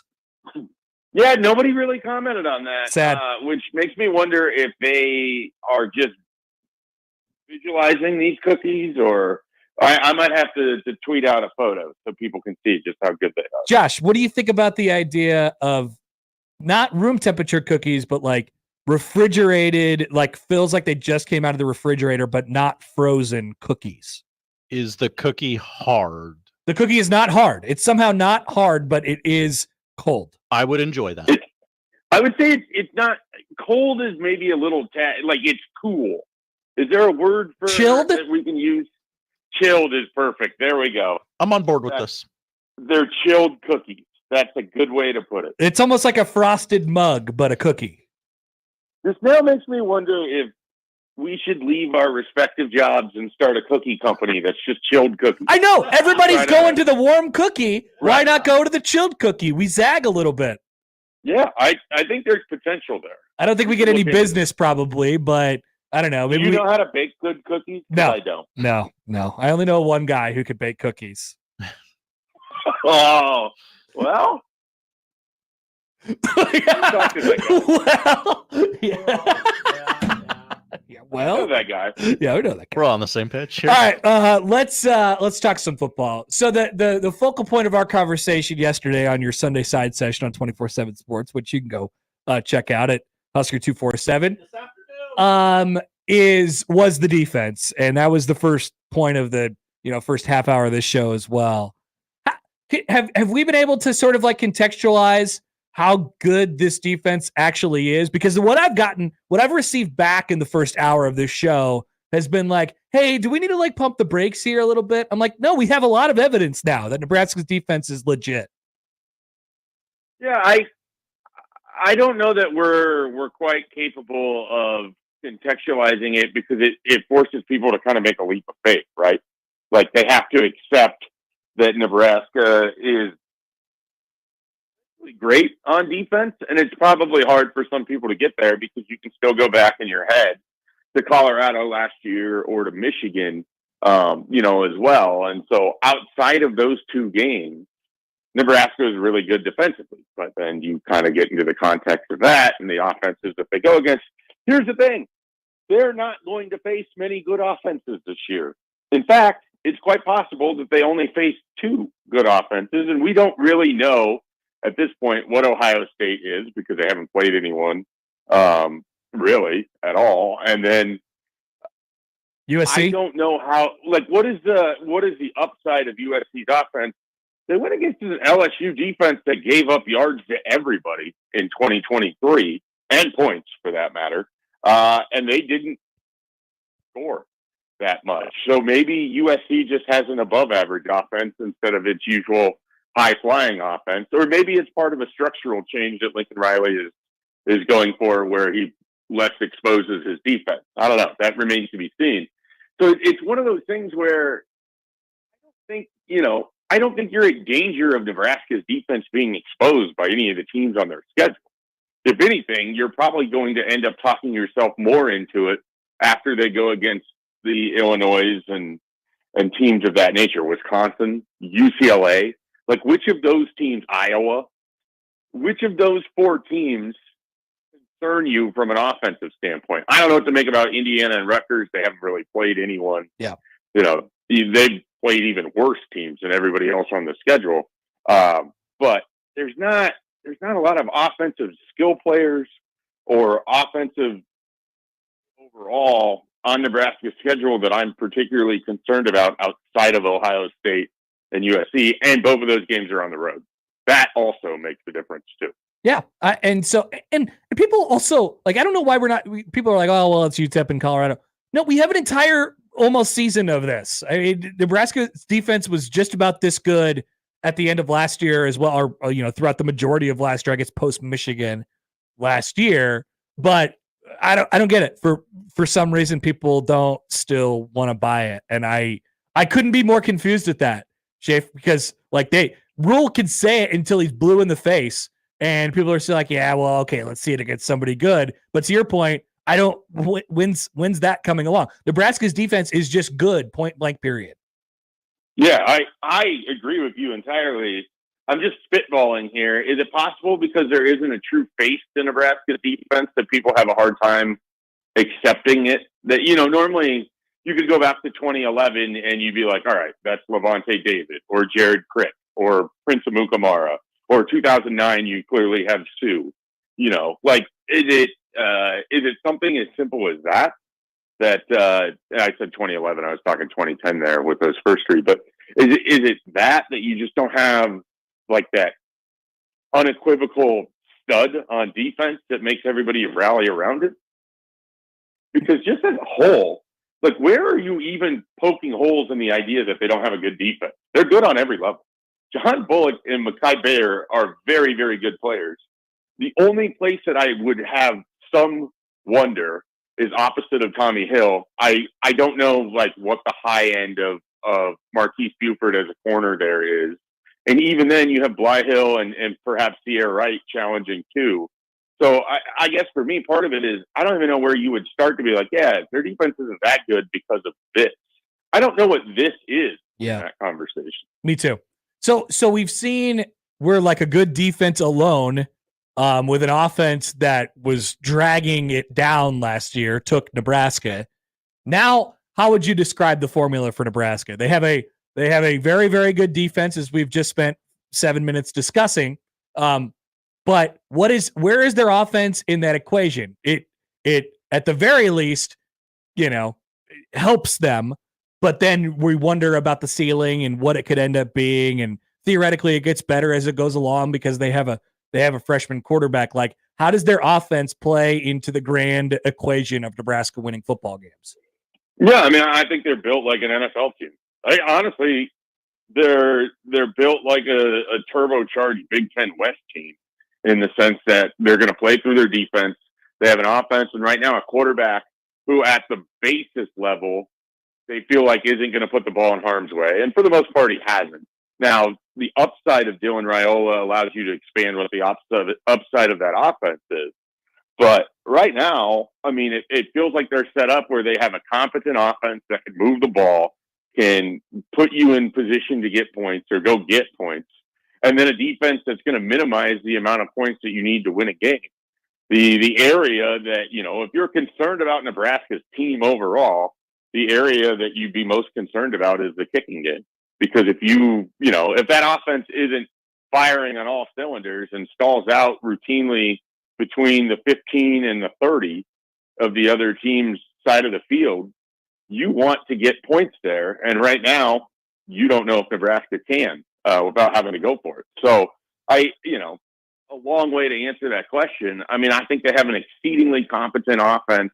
I'm trying to think of a good comparison to like a recent college football team, and I don't have anything popping up just yet. But I got one for you. They feel like they've minimized things a little bit as to ways that you can kind of expose them. What do you think? What do you got? What do you think about? What do you think about 2019 Minnesota?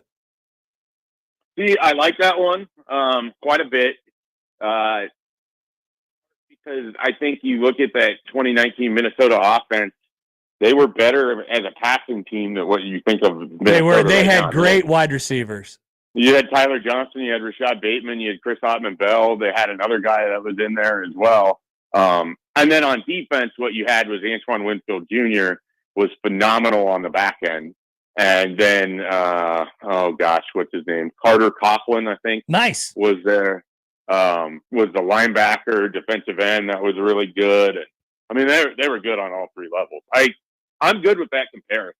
I mean, I think that that's fair. I don't know if 2024 Nebraska played 2019 Minnesota, I don't know what that spread looked like before the game. Yeah, and that was a team that got off to a really nice start. They had some close games at first, but got off to a really, really hot start and ended up winning 11 games, that season. So I don't know. The formula kind of seems the same to me, Schaefer. Well, and I think Nebraska's defense is better than that defense. And perhaps the upside of that Minnesota offense was a little bit better than what Nebraska did. But that's sort of what you're trying to put together here, where you're blending the high competency of one side with the other side that just doesn't give an inch. And so I think the formula is there. I mean, honestly, maybe it's as simple as Nebraska is 2019 Baylor, 2024 Nebraska is 2019 Baylor. With a little less quarterback run game in it, because that was a defense that carried a Baylor team all the way to the Big 12 championship game where they damn near won it. Yeah, they were. That team ended up being pretty explosive on offense, if I remember. Correctly. Tyquan Thornton and some of those guys too, which Nebraska has that at receiver. But I think the difficult thing is, I don't know that we're going to get. We're not going to get 5 or 6 catches for Jalen Lloyd a week. So it's those sort of splash plays that just tipped off of his hands on Saturday night. If he makes that catch, that's where that's kind of the final vestige of Nebraska evolving from competent to scary on offense. I was watching the first quarter last night. I think if they hit that ball to Lloyd, because remember I think it was the next play, they were going for Fedoni up by the pylon as well, and he got pass interference to Nebraska. That was the drive where they ended up missing the field goal. If they hit the ball to Lloyd, they might win 56-0. I don't know. Yeah. You wouldn't have stopped that train if they hit that ball to Lloyd. Definitely a what if for that game. There's no question about it. So I guess going for, well, actually, let me ask you about that game in particular. Second half, did you have any problem with the way they approached the second half from an offensive standpoint? I mean, obviously, cleaner game and more points. I think the difficulty here is it's hard for us sometimes to give Colorado credit. And if you look at what they did to Nebraska in the second half and what they did to North Dakota State in the second half, this Colorado team might be better than the 2023 one that beat Nebraska pretty badly.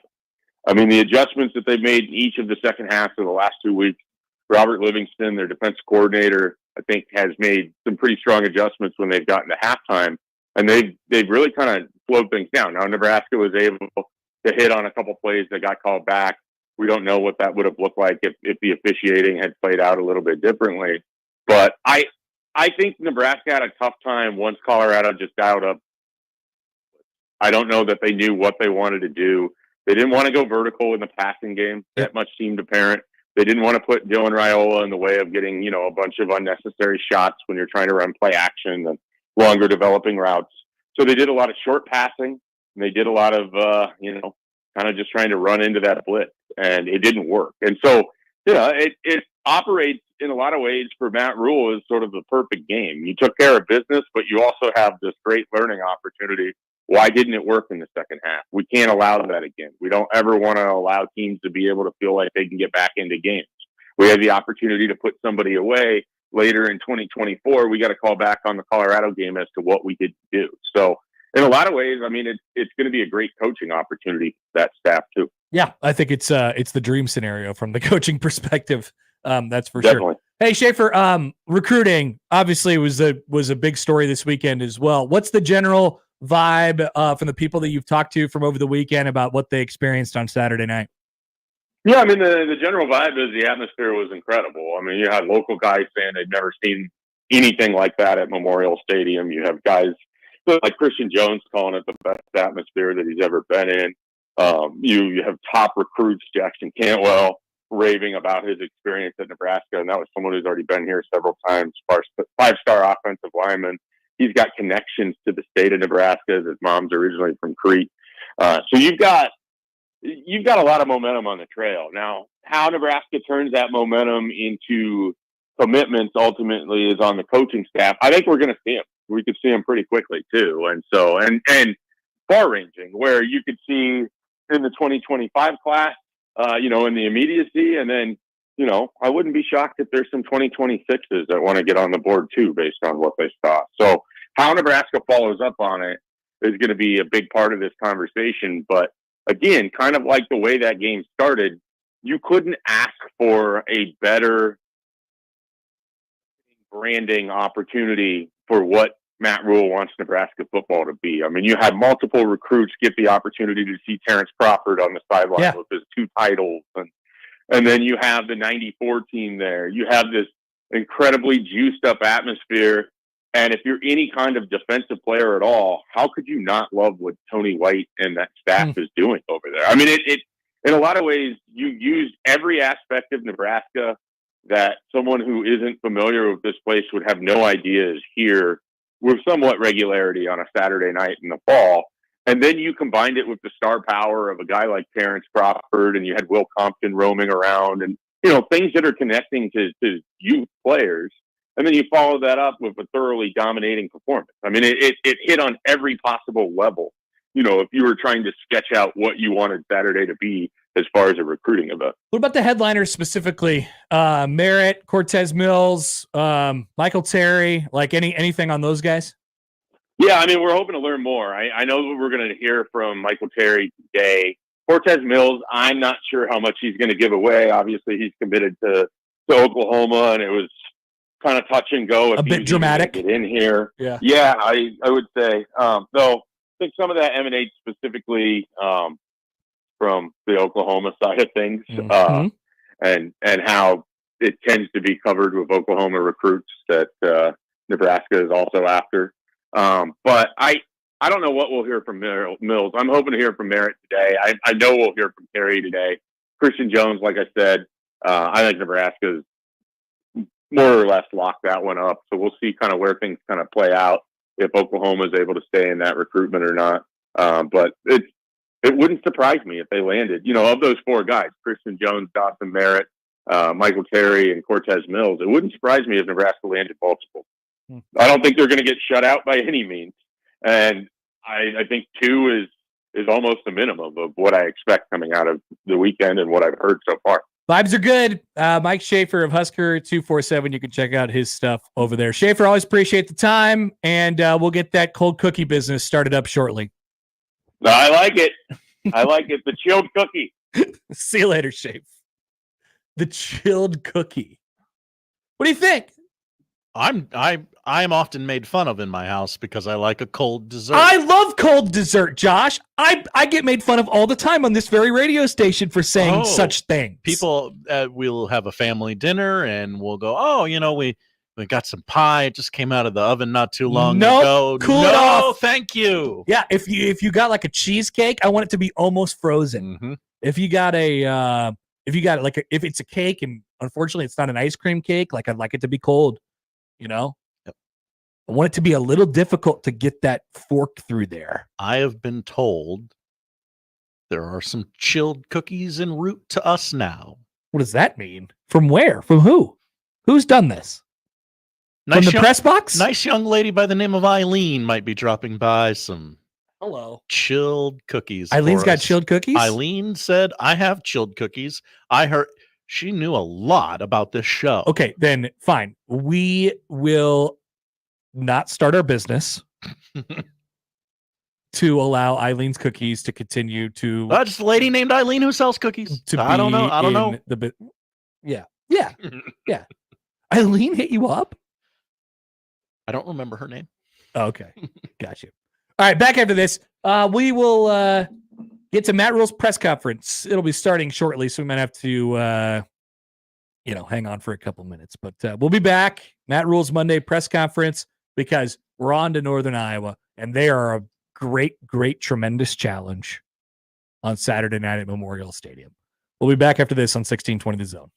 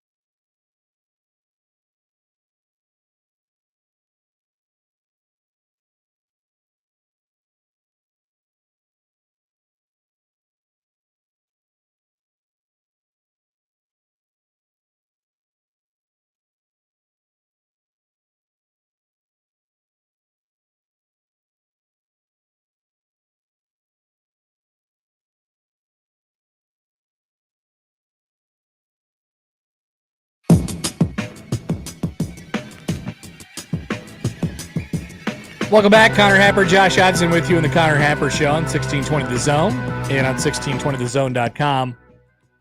Did you see my joke last night on Twitter? I did a joke. You might have to remind me. You're a funny guy. That Shedeur it. Oh, yes, I did see that. That Shedeur it. What do you think? Grade it. A, B, C, D. The text of the joke, it doesn't hit the same as audio. You say it out loud. Yeah. So, everybody, grade that joke. Shedeur comes out of the game on Saturday night. Well, that Shedeur it. Thoughts? I'm going to go B-, just because it doesn't work both ways. I was looking to get in. I was looking for a B at least. Okay. Didn't get it. Try again next time. Man, if I would have hit that at the right time on Saturday night, I would have. It would have popped off. Would have got out there. I made fun of Travis Hunter, and that tweet took off. Fairly obvious observation. Really? What did it say? I didn't see it. Travis Hunter eating the banana is the new Warren Sapp sucking oxygen. I'm sorry, I don't make the rules. Many retweets, many likes. Put it in the video. Many comments. Put it in the Chasing 3. Yes, which by the way, will be delicious. I'm going to watch my first Chasing 3 this week because you can inject that into my veins. That was an atmosphere Saturday night. Couple comments. They're very cynical, Josh. Yeah. The cancelous Josh. This says, "Wow, that was actually great." Didn't know how cathartic that first quarter, the first half would be. Didn't know that's what I needed in my life. There is nothing like when you got a good defense. Nothing like it. I mean, just angry. Mm-hmm. I mean, so let me go into the thing and just do the play-by-play here. So Nebraska or Colorado first quarter tip pass to the line of scrimmage by by Robinson. Drop pass on the other sideline, 9-yard sack, punt. Nebraska goes down and scores and breaks Shiloh Sanders' arm in 6 plays. Then got a real bowling ball at running back there. He was hunting him. No pun intended. He was going after him. Then the first bad thing happened. Colorado took a kick back kind of far, 61 yards. Yeah. And you thought, oh God, okay, are we in for it tonight? Can we ride the wave? Sack, loss of 11 yards. Then they got 10 back. And then they got another 10 back. And it was 4th and short. And you're like, oh, this is a moment. They're not kicking it. They're not like they need to score touchdowns. -2 on. How often do you see -2 on 4th down? Like the 4th down attempts and the short yardage stuff, Nebraska just completely exploded those plays. Seems rare. I mean, in the back, we're talking about linebackers in the back. In this case, it was Bayer on the first 4th down, who absolutely stood true to his word, by the way. That guy was a heat-seeking missile. Yeah. Then Nebraska takes over and punts. But Mr. Boomshini, boom, boom, boom, boom, punts it down to the 2. Awesome. Pick 6. It's 14-0. Then Colorado comes back out. They got the ball again. By this time, there's 5 minutes and 46 seconds to go in the first quarter. Sack. 5-yard completion. Incomplete to LeJontay Wester on 3rd down. Punt again. Nebraska goes down. They hit a shot they go for the shot up to Jalen Lloyd, right? And then they took the shot up to Fedoni, and he got pass interference. Nebraska had it very close, and then they missed a very short field goal, a 32-yard field goal. That was sad. I maintained if Nebraska would have hit that shot to Jalen Lloyd, it would have gotten seriously ugly. Because give the Buffs credit. They didn't. I fully expected them to just lay down and die in the second half. Fully expected it. Yes. And so we can complain about Nebraska's offense and what they did or what they didn't do. I didn't have a problem with how they approached it. That's for sure. it got very penalty-y, obviously, in the fourth quarter, which was, I don't know. I don't know who you blame on that. Refs.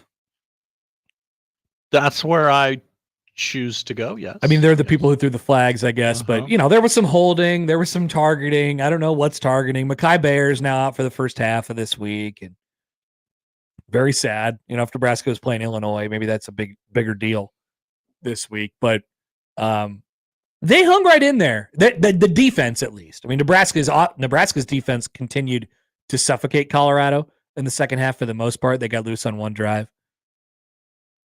But their defense hung right in there, partly because they knew what Nebraska was going to do. They were telling them, hey, we're not going to throw it down the field. We're either going to go – not interested. We're either going to go horizontal in the pass game or run.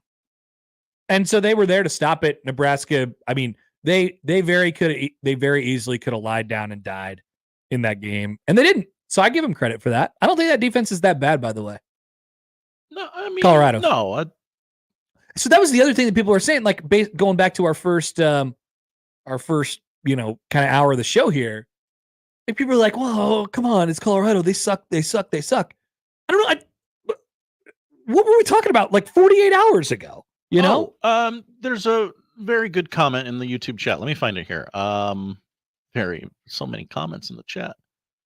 It comes from Two Card Monty. And it is something to the effect of, yes, here it is. Let's not forget that Travis and Shedeur were top 10 picks last week, according to the national media. The narrative can't just switch and now it's Colorado sucks. We manhandled a talented offense. Yeah. And now, it doesn't speak to your point about the defense. They are not top to bottom as good as Nebraska is, but that's more of a credit to Nebraska than it is like a slide against Colorado. Nebraska was just the better team. So now we're going to have this whole discussion because we're not going to find out a lot about Nebraska this week. And so if your opinion is, oh, well, I'm not sure that they're that good, you can hold on to that for at least through this week. I mean, maybe you'll hold on to it through when they're 7-0. I don't know. But you're going to have to deal with the idea that they're a top 10 team in the country by that point. This is the point in the year where we start to emotionally hedge, and it hasn't happened in a while, but like, are they good? Are they not? Like, I've been hurt before. I don't want to get too attached to this team. If you put this up, I mean, we've been comparing them to 2016 Nebraska for a while around here. That team that started 7-0, they had a close win in the non-con. Hell, you could even compare 2024 Colorado to 2016 Oregon. I wonder what that would be like. Because 2016 Oregon only won 5 games, I think.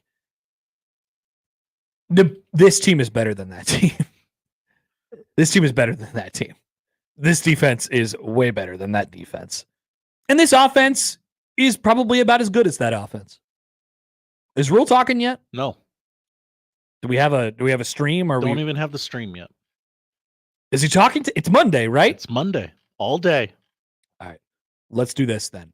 Let's take a timeout. Ooh. We'll be back on the other side. Hear from Matt Rule in his Monday press conference on 1620 The Zone.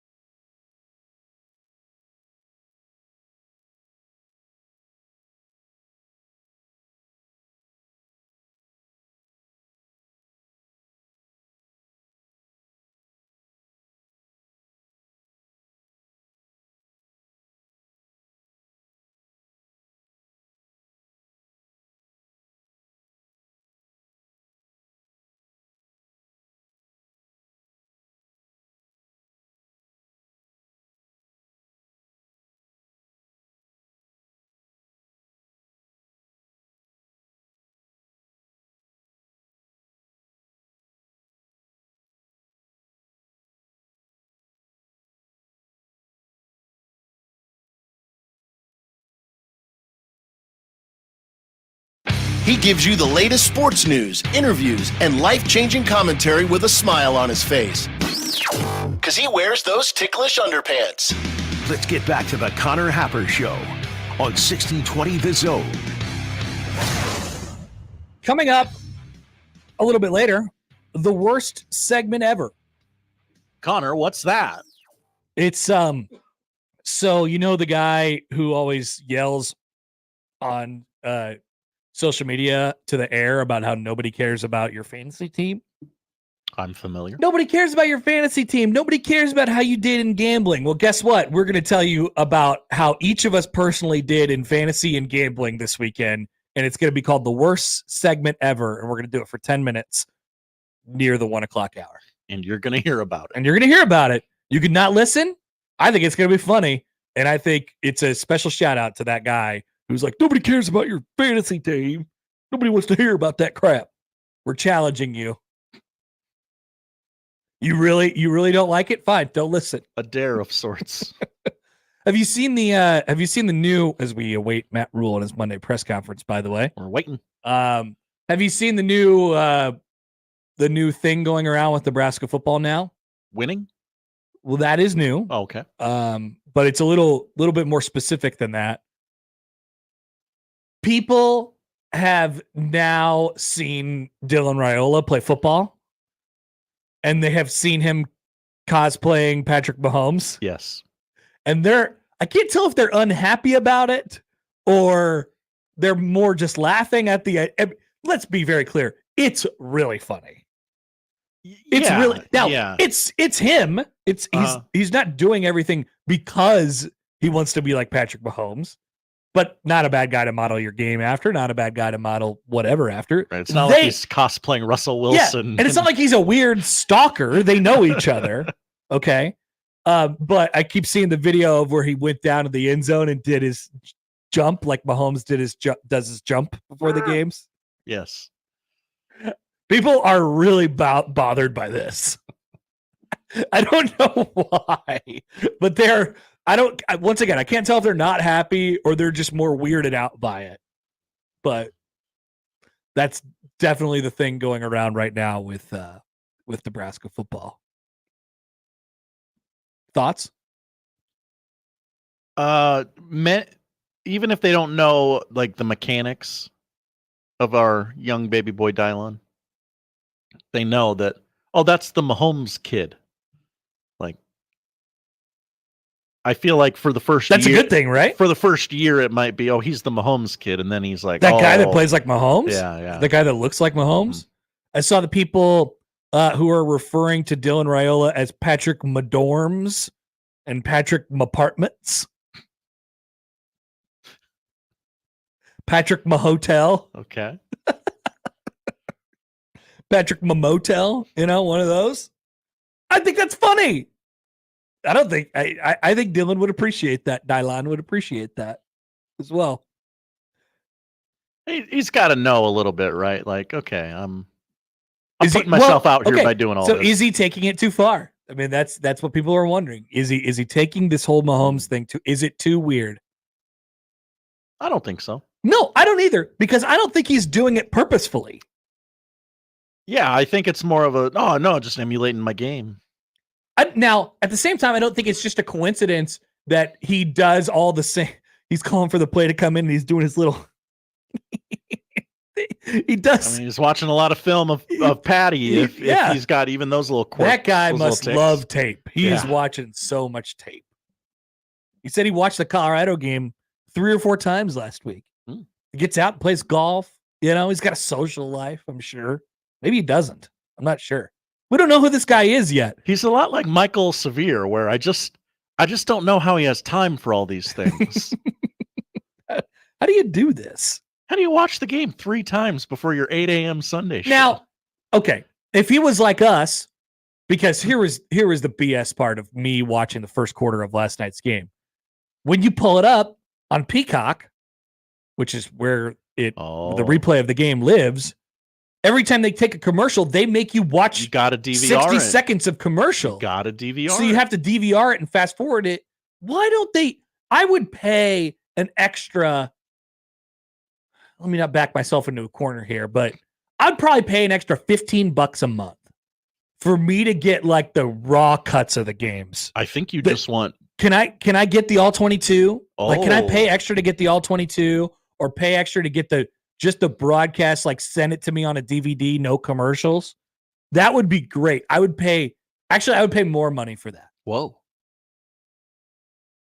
That would save me so much time. I think you want like BTN Plus. They have those on BTN Plus. Well, they throw all the big in 60s. I don't want big there. in 60. I still want to feel it. You right? say, okay. Little fast, big in 60s, I a want little it, fast. I want it to last probably like 2 hours instead of 1 hour. Okay. Right?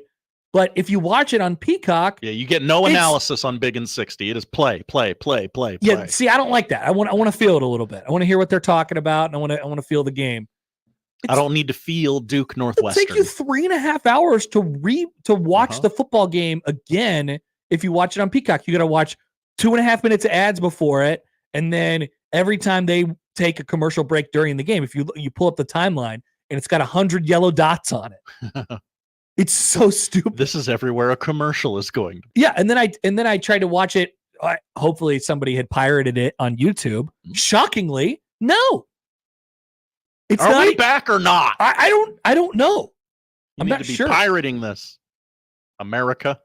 So instead, I got sick of watching the cut of the game that Peacock had for me, and I went off and watched some of the Colorado behind the scenes stuff taped on that guy's iPhone. The well-off media. All right, Josh, is the press conference happening today? Don't see it anywhere. Is it canceled? Is the media gathering? Have you received an email of today's itinerary? I thought it was just assumed at this point. Is the like I haven't seen any pictures from the media who are like, oh, I'm here at the press conference today. You know, Look at all the cell phones in front of the microphone. Huh. What's going on down there? I don't know. Somebody's calling us. Maybe it's Matt Rule. Hey guys, I thought I'd just do it directly. I'm here for your press. I know everybody listens here anyway, so I figured I'd just call you guys.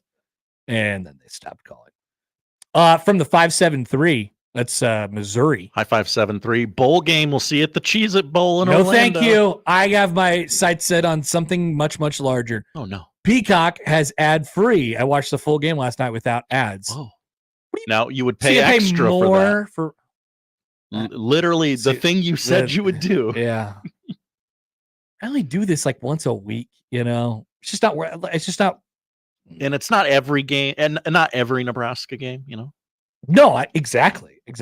If it had all the Nebraska games and I could just tidy them up and Peacock Premium Plus, $6 a month, $60 per year.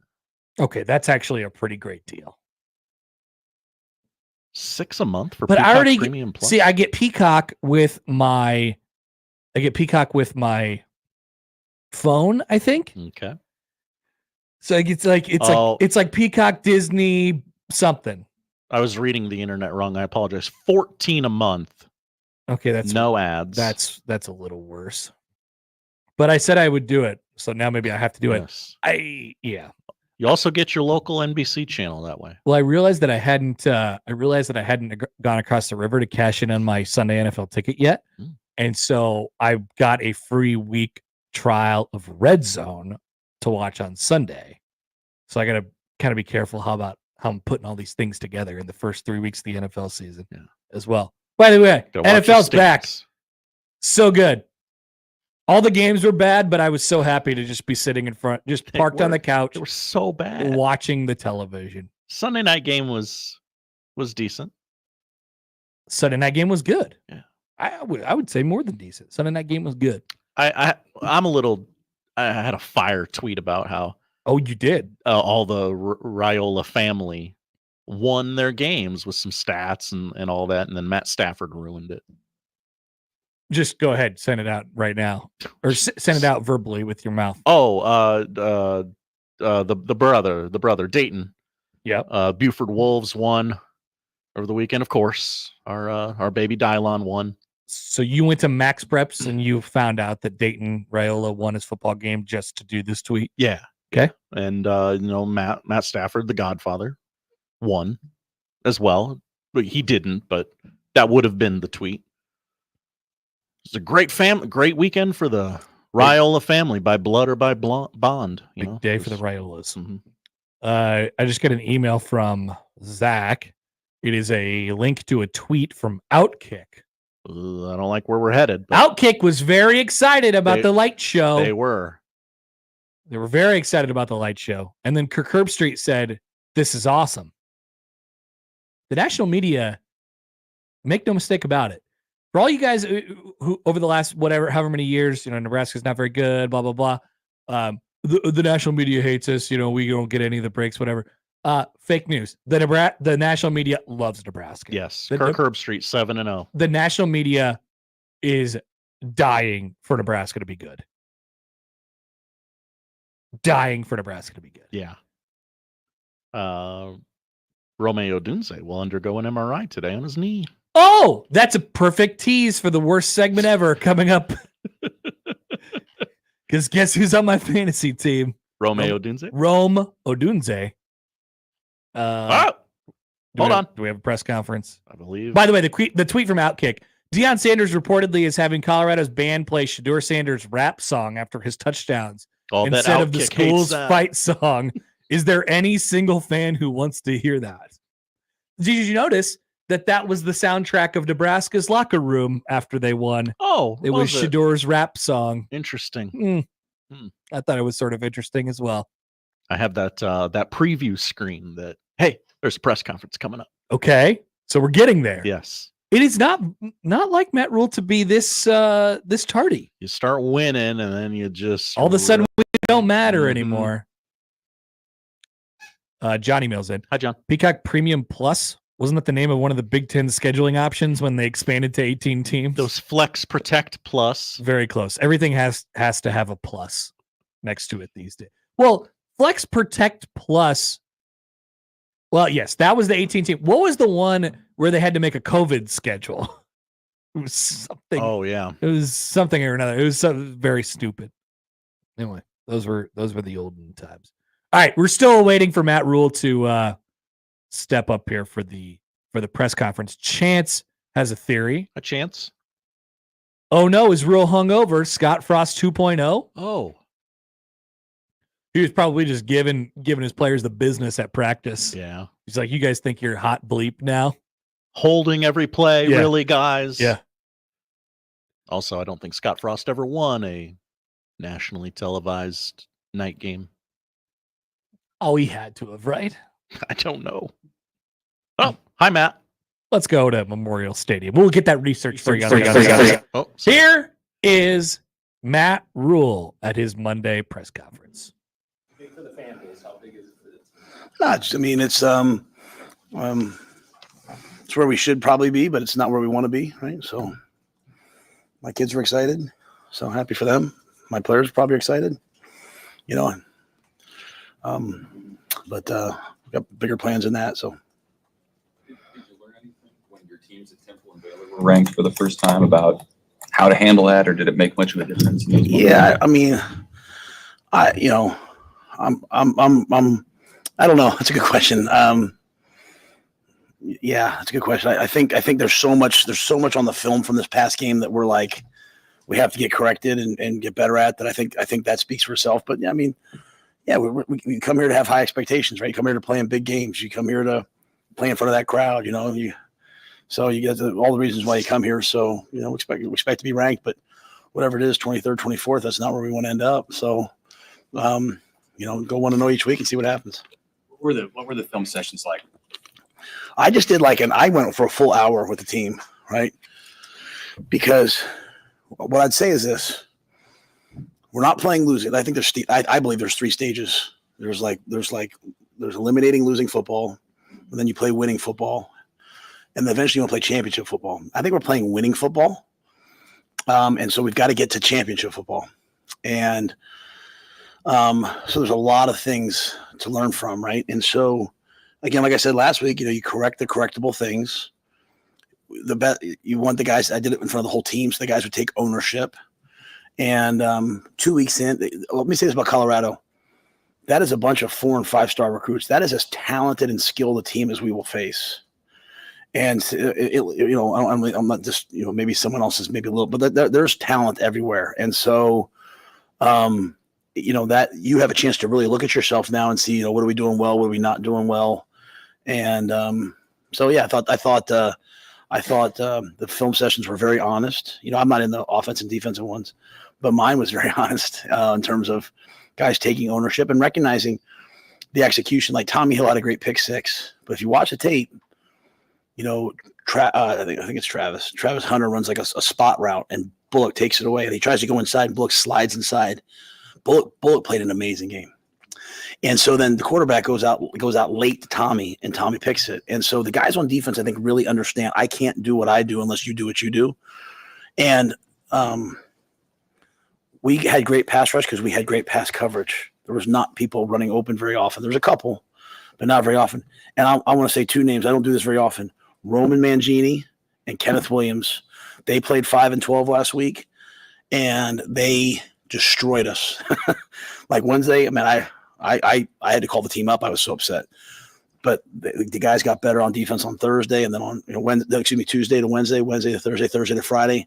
And I think after the game, the first thing Giff said to me was like, "Man, Kenneth and Roman really did a great job." So pointing out the good, the bad, that Mitch, like, hey, look at the things we got better at, look at the coverage, and then the opportunities we had to put the game away, that we didn't do. So, what role does special teams play in getting that championship level? How you have to play at special teams? The worst special teams performance I've had in a long time. The worst. I don't know. I'm disappointed. And it's a lot of things, right? It's not any one thing. It's a lot of things. It's we run down the opening kickoff, and we set the tone with some big hits, but we're not leveraging the ball so the next one comes out. Like, thank goodness John Holtz might be the fastest kicker I've ever seen, because he runs Jimmy out of bounds. We get a pump blocked. That's not supposed to happen. Now we blocked a field goal, which is awesome. We have some goals about that. Bushini was a weapon. Like when the complimentary football was good, like the first drive we stopped them, they punt the ball to IGC. It bounces twice. He picks it up and he gets the ball back to the 50. Like, people aren't talking enough about what Isaiah's doing for us in the punt return. Yeah, he dives and catches the one. I don't love the dive, but he catches one at the 30. Then we go down and score in 2 minutes. So he's doing a great job. Kickoff return, the first one should have been a big hit. We don't hit it. The second one, the ball hits the ground. Now, I know Jacory lost it in the lights, and we practiced at 9 o'clock in the morning, and I put that on me. Maybe we're not catching up probably on the lights. Like last year, we practiced Wednesday nights. So I'll have to do some more of that this week.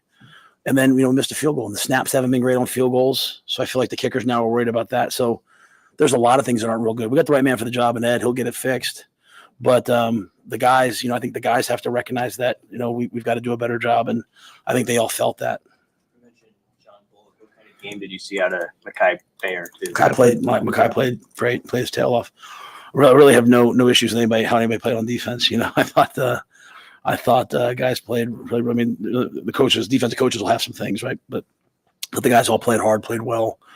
It was really a game plan. It wasn't a super aggressive game plan. It was cover and let our guys rush, and our guys rushed really well. So I know it's so hard with the targeting stuff, and I don't know what you can even say about it. But what do you tell a player after the play Bayer had, and what's the situation, I guess, for this weekend? He's suspended for the first half. You can file an appeal, and so we filed that. We'll wait to see. We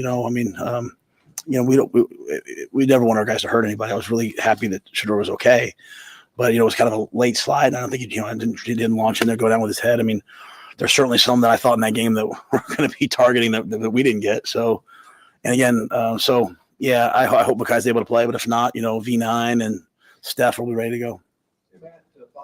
Up on the targeting question. Luke Fickle up at Wisconsin was talking about how he wasn't in love with the fact that it's an automatic ejection when the guy gets called for targeting. With your experience in the NFL where it's not an automatic ejection for the low helmet, do you have a take on, should there be degrees of targeting called? Do you think, like in basketball, there's a flagrant 1, a flagrant 2, and the penalty would be accordingly? I'm probably more of like I'm not very political, libertarian when it comes to these things. I like less rules. So I like less structure. Is that the right thing? I don't know. Oh, thank you. Okay, good. The difference in the NFL is you get a FedEx on Friday saying, it wasn't even a penalty, but you owe him $40,000. So, you have to go back to the onset of it, right? When they first put the targeting rules in, people were laying people out and dancing over them. So I think a lot of it's been done. So I don't know though. I mean, if a guy does truly target with intent, then the punishment's severe enough that you don't. So I think it's legislated a lot of it out. Now we're kind of getting sometimes, I think, nitpicky about, this or this. It's hard to play defense. It's hard to play defense these days. So you do or don't think the automatic ejection is? I don't have much of a feeling. I think I just kind of operate based on the rules. I haven't really thought about it enough. I think it's probably fine. With the wide receivers, I know Coach McGuire likes to say no block, no rock, but what have you thought of that unit's perimeter blocking so far? We didn't block very well on the perimeter. Yeah. The story offensively, very simply, is this. We are going out the first 2 drives, we're going down and scoring touchdowns, okay? We're playing great in the 2-minute. 2 weeks in a row, we go down and score in the 2-minute. We can do more and do better. If like we throw a bubble screen out there and we just get hit in the legs, right? Their receivers blocked us. So I think our receivers have to have a better week blocking. We had 8 penalties on offense, and not the penalty yards. I think the penalty yards was like 50 some, but the yards lost was like 160 and a touchdown. So that could have been a 45, 50-point game. Now, when I coach, I'm not coaching worrying about, well, what's Robin going to give the offensive grade this week and the defense. I just want to win the game. You know what I'm saying? Like, I'm not worried about that, but I want execution. And I don't like that. I didn't like the execution by some people. I thought Dylan executed the whole game. I thought some guys executed the whole game, but I did not like some of the execution. And one of those was the perimeter blocking. I think it could be way better. And it was way better at times last year, way better last week. This wasn't the best week we've had. Corey had 3 of his runs taken away on penalties. I mean, what have you seen from him, though, outside of those plays where he's kind of become a pretty key piece of the offense? Yeah, he loves to play. He's 160 pounds. He gets that first jet sweep. They light him up on the sideline. He gets up and does this thing, right? Like, and it's not look at me. It's just joy, right? Like, I love watching Jacory play. I mean, you can't get the ball enough to him, in my mind. And so, this week I told the team, like, we're facing the number 21 team in FCS in the country. Like, they're one of the top run defenses in the country. Like, guys are going to compete for touches. Like, I'm not a schematic person. Like, I know a lot of football scheme. I've coached for some great coaches. But I'm like, you get the ball to the guys who can make plays. And then the guys have to go make plays. And so Jacory makes plays. So it should have been a touchdown on the reverse if a couple guys would have sprinted a little harder. If you have a chance, go back and watch that reverse we ran and watch what Dylan does. He hands the ball off and blocks a blitzing corner. I've never seen that before. So good players make plays. Dylan makes plays. Jacory makes plays. And I don't know if we can get the ball to Jacory enough. Back to Dylan. It was a big stage, and there was a lot of attention on him. And you feel like he handled not only the game stuff well, but just the rest of it. How do you feel like he's played through 2 games?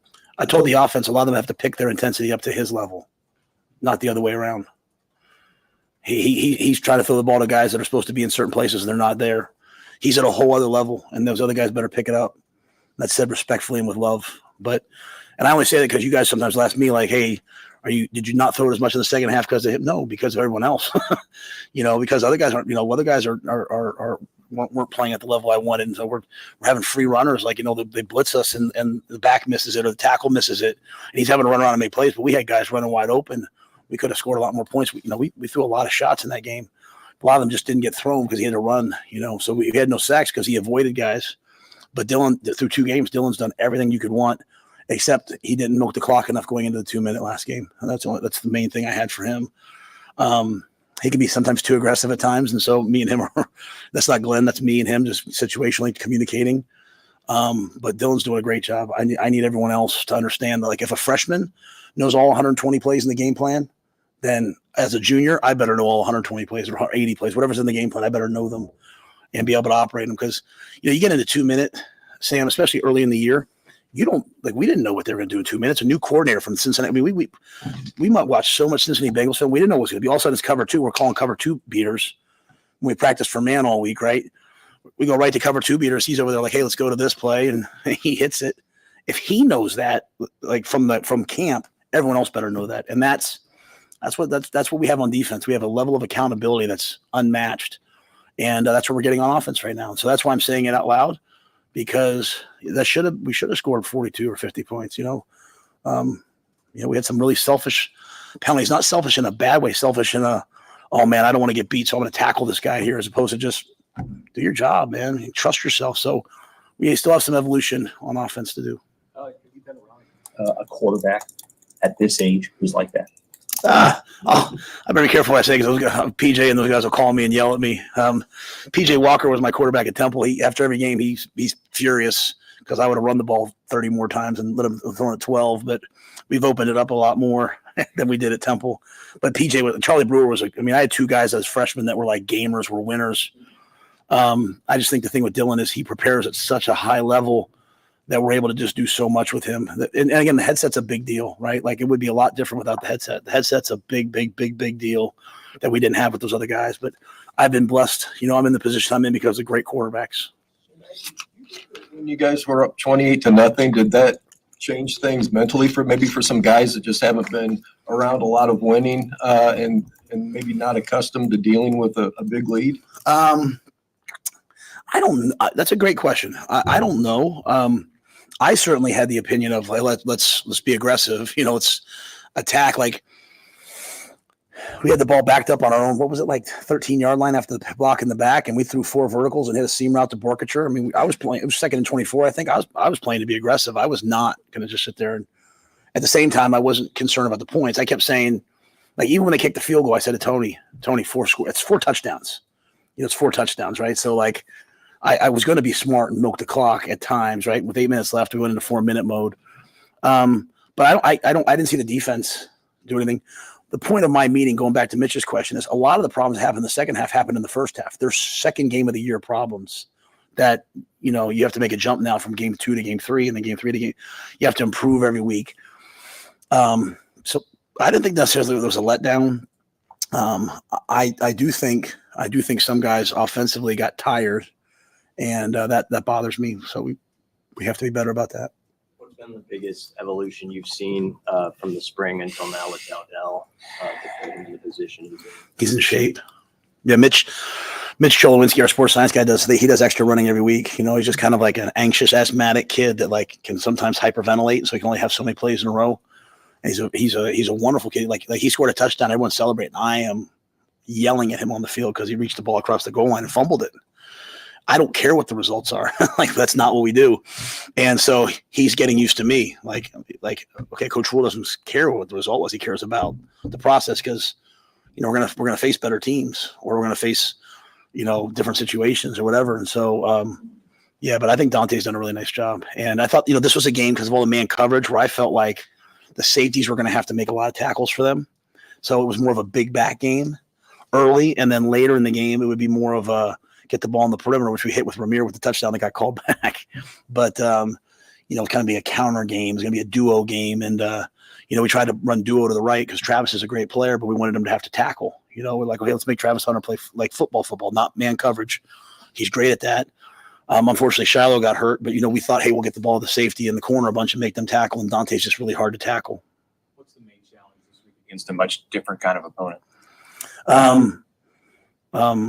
For me, it's making the same improvement this week that we made last week. The defense felt the urgency of the skill and the speed because they got burned on it last year. Well, now you're facing the number 4 rushing offense in FCS. You're facing, 298 yards a game, and you're facing a coach Farley who's won a ton of games. And so a Northern Iowa program, like when I was in the NFL, I looked at Northern Iowa linemen. I never looked at a Nebraska lineman. So, and then Cam obviously was a great player, but I never had that opportunity to see him. But so, you better be ready for a physical battle with the way that they play, run defense and run offense. So that's one of the challenges, and then fixing these problems that we're having, fixing the special teams, we've won the turnover battle 2 games in a row. It's the number one thing that I care about. I felt like we were the more physical team on Saturday. We did not have the execution at the level I wanted it to, so got to keep improving that. Their back is 240. You look like a tight end. How do you? You probably appreciate seeing a guy of that size running the ball, but like, how do you deal with a guy that big? Yeah, I like their backs. They have 2 backs that have gone over 100 yards, and I like the way that they play.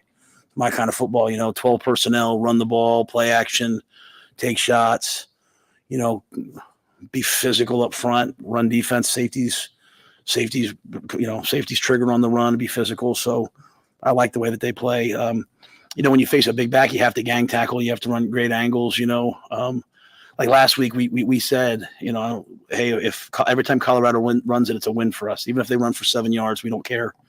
Just don't give up the explosive plays. Now, we still gave up 4 plays of over 20 yards. Our goal's 2. So there were still things on defense that weren't good enough.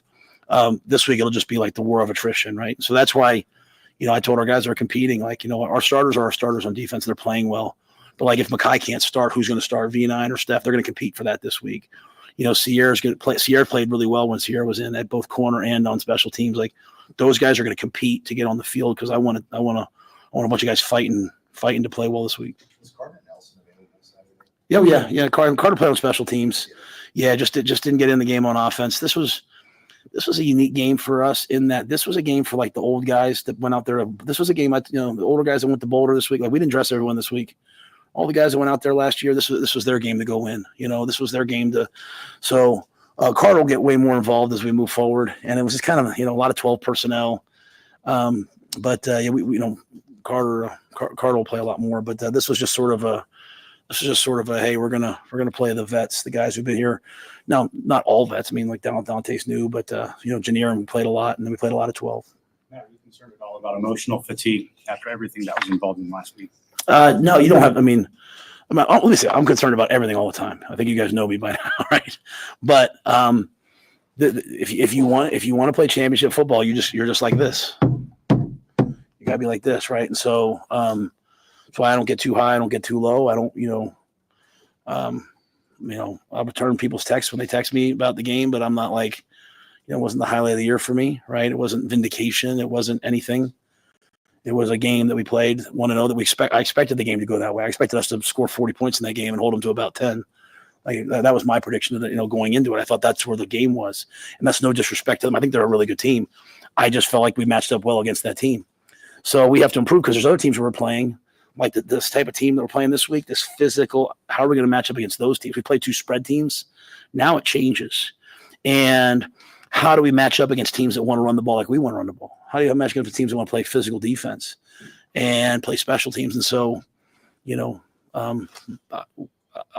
accelerate right through the fatigue. I think the guys feel the pressure of we didn't play very well on special teams. And we had way too many penalties, especially on off and the second. Dante hit that run on the second drive of the game, I think, or third drive of the game to down to the 4-yard line. It should be it's another touchdown drive. It's 35-0 at the half, and Ben Hart has the hold, right? And that ball comes back, and we end up not scoring on that drive. There's too much of that stuff happening, and so we've got to get a lot better. So one of the running backs on the depth chart, is there a pretty clear separation for those top 2 guys? Yeah, no, I'll say this. I wasn't happy with all the blitz pickups and stuff. So Emmett, I put Emmett in the game, and Emmett did a nice job. So Emmett will have some roles, and then Gabe, I'm probably I have to really reevaluate how I'm looking at Gabe. I'm probably two kid glove with him coming off the injury, and I put him in at the end, not as a consolation prize, but I like him in the eye, running the eye formation stuff. So again, we'll compete some things out this week. Keith, when he handed me that, he had the oars off, and basically based on the way we played with Dante and Ramir more. So want to be more transparent with the way we do the depth. How do you bide your time before you got to get to the stadium, and how do you coach your players to bide their time and not get over anxious? I hate it. I hate it. It's up to me. We play at 9:00 in the morning. Kegs and eggs and football. Let's go. Really, we've done, I think, a really good job of changing our schedule around. We even changed it last week based upon the feedback of some of the guys on the staff. So we now get up. We have brunch from 8:30 to 10:30, and we have buses coming over here because a lot of the guys, we have a lot of veteran guys that get up at 6 a.m. every morning and come over because we practice in the morning. So they have recovery available for them. And then we come over here and we do our walkthrough in Hawks. So we're kind of moving around. We're walking through until about 11:30. Then we get back, get lunch over there, and then the guys go up to the rooms for a couple hours. So, they get out of the hotel, they get a little fresh air, they get over here where they're comfortable. Then games are on. Then we come down at 2:30 and we kind of do our neuro charge where we're bouncing balls and waking up, and we do a quick special teams call out and then optional chapel and meals. So try to break the day up, as opposed to just sitting. Now, when you're on the road, we typically, like last year at Illinois, we found a high school. We usually go to a high school and we just kind of throw the ball around like that. Even the old linemen catch balls just to get them moving and get out of the hotel. Like with my ADD, I just can't sit there all day. I've got to get over here and do something. And so I think that change has really helped. I kind of grew up in the era of like being in the hotel, don't go back to but our building is so nice. We come over here, and I think that's helped us a little bit. The payoff though is the fans love those night games. That energy. I mean, you see your players feeding off of that when the lights come on and they come out after. Oh, there's no doubt. I think for us, night games are the best. I mean, it's a weapon.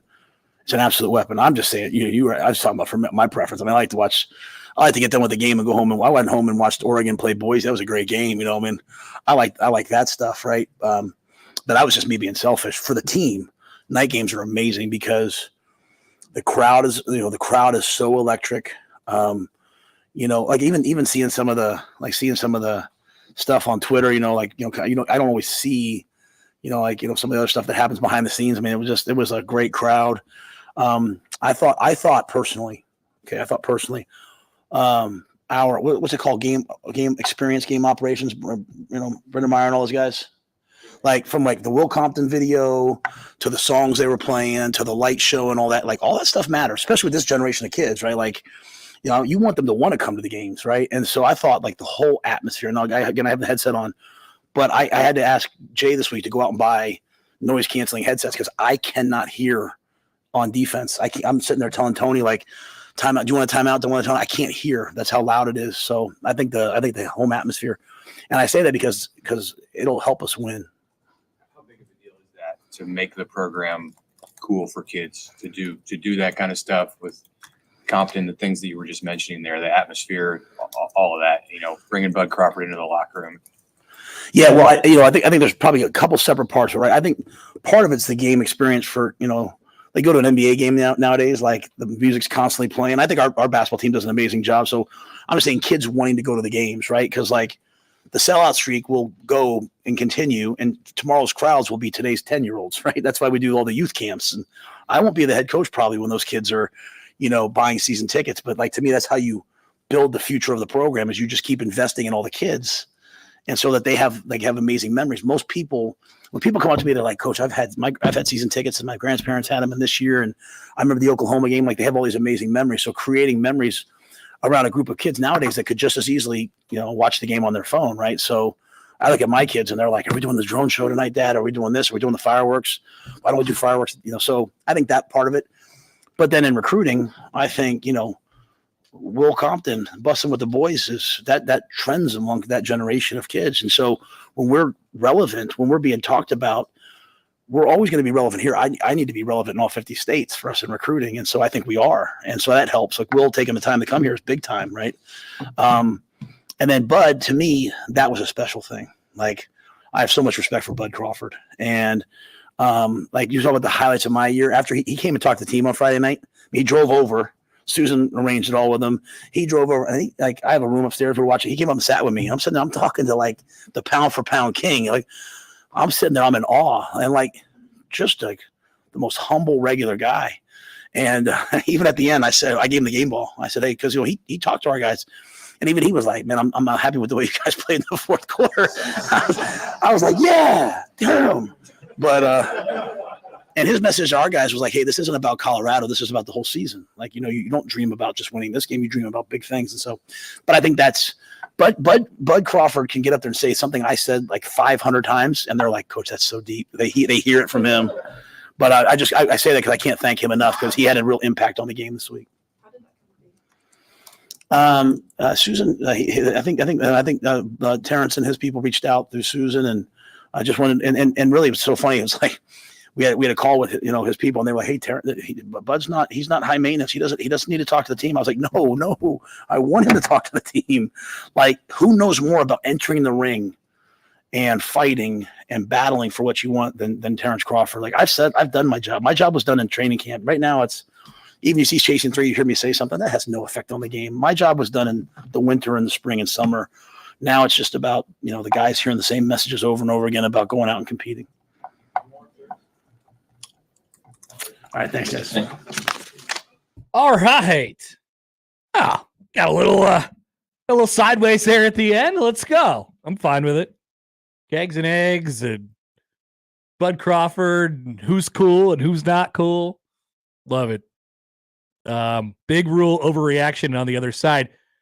We will get into the football pieces of these things where he was not happy about some of the things that he saw on Saturday and was twice or three times reiterated the point that Nebraska should have scored 40 or 50 points on Saturday. And thought they would before the game. Yeah. Back after this on 1620 The Zone.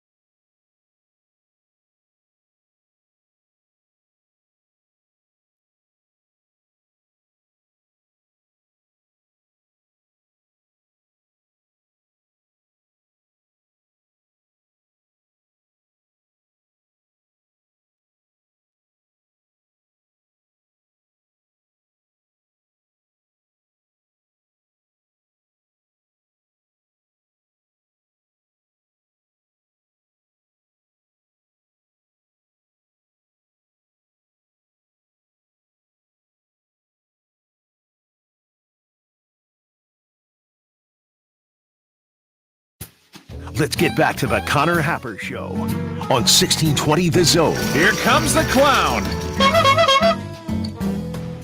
Hey, so I mentioned earlier that tweet from Outkick about how they're not allowed to play the fight song. They only play Shedeur's rap song after the touchdowns in Colorado. So this is all coming from a story written on denversports.com, which is an arm of 104.3 The Fan, a radio station, sports radio station in Denver. And I want to read you a part of this story. Oh, okay. It says this. At Colorado, the wins are missing. Yes, the money has flowed, the eyeballs have been everywhere, and the attention feels like the 90s. The play on the field has been far from that glory. Sanders' quick fix attempt was focused on the portal and using his name to help students get NIL. Honestly, a lot of it is honorable, but the result on the field has been patchwork, trench play that can't support the 2 stars who will undoubtedly be heading to the NFL. And maybe most importantly, the attitude of players who are wearing black and gold but don't bleed it. Sanders' team didn't take the time to learn the 35-word fight song, in which the last 5 words are all the same. Fight, fight, fight, fight, fight. We saw no fight when Colorado tried to defend a large lead against Stanford in 2023, and there was very little fight while the team lost 7 of their last 8 games. A year later, and the offensive line still doesn't fight for each other. A year later, and the fight song doesn't even play in the stadium after the quarterback throws a touchdown. Deion Sanders told the band they couldn't play if his son Shedeur Sanders scored a touchdown so that the loudspeaker could play a recording of his son's song. Perfect timing. And then they go on to talk about how, Rules got the substance and, Raiola was the star, and it linked to a tweet. It linked to the tweet about the clip of Travis Hunter making a business decision. Yeah. So that reporter is barred from. Yeah, I don't think that guy will get to ask any questions. It's too bad for Jake Shapiro of 104.3 The Fan. All right, rule overreaction. I think here's the big takeaway. So, and there will be a lot made of all of that stuff because a lot of it was really good. Continued to talk about Colorado. He said that is as talented and as skilled of a team that we will face, and then he kind of backed off and was like, well. What he didn't say was Ohio State's a lot more talented and better, all that stuff. But like from a talent perspective, he said, there's 3 stages. There's eliminating losing football. There's playing winning football. Then there's playing championship football. He says they're kind of in the stage of playing winning football. He reiterated several times that they felt like they could have scored 40 to 50 points in that game, and it should have been that way. The wide receivers didn't block well on the perimeter. But I think this is the one that stuck with me. This idea that Dylan Raiola is the guy ahead of everybody on the offense right now. Because he was specifically talking about the offense when he was talking about stuff that didn't get executed well. It was coming right off of the conversation about how the receivers didn't block in the perimeter. And he kind of morphed into this thing about how, well, if our 19-year-old quarterback, if our freshman quarterback knows every play in the playbook, then why don't you? And he's talking to other people on the offense. So obviously there's a problem in there that he doesn't feel like the rest of it is quite there yet. But I think the bigger story is that it is there with the 19-year-old quarterback. I mean, if he can memorize all the plays in the playbook, I need to be as well. It's not just about like memorizing. It's not just like it's he's making the right, he's executing and he's making the right decisions and he's doing the right things. Right. He's becoming one of those people on this team. And he's doing it by just his work. It's not because he's the prodigy. It's not because he's he's a 5-star. It's because he's come and improved it. And now it appears that he is, in terms of knowledge, in terms of execution and putting people in the right spot, and potentially even leadership, it appears as if he has passed some of his offensive peers. I don't know what that means. I don't know what that means for the offense as we continue on throughout the season. I wonder if there's more that goes on to Dylan Raiola's shoulders. I think they hope not, right?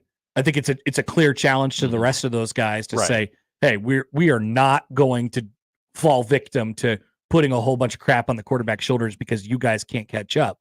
But clearly there's this, we talked about it all offseason, there's this urgency of like, oh, we have the dude.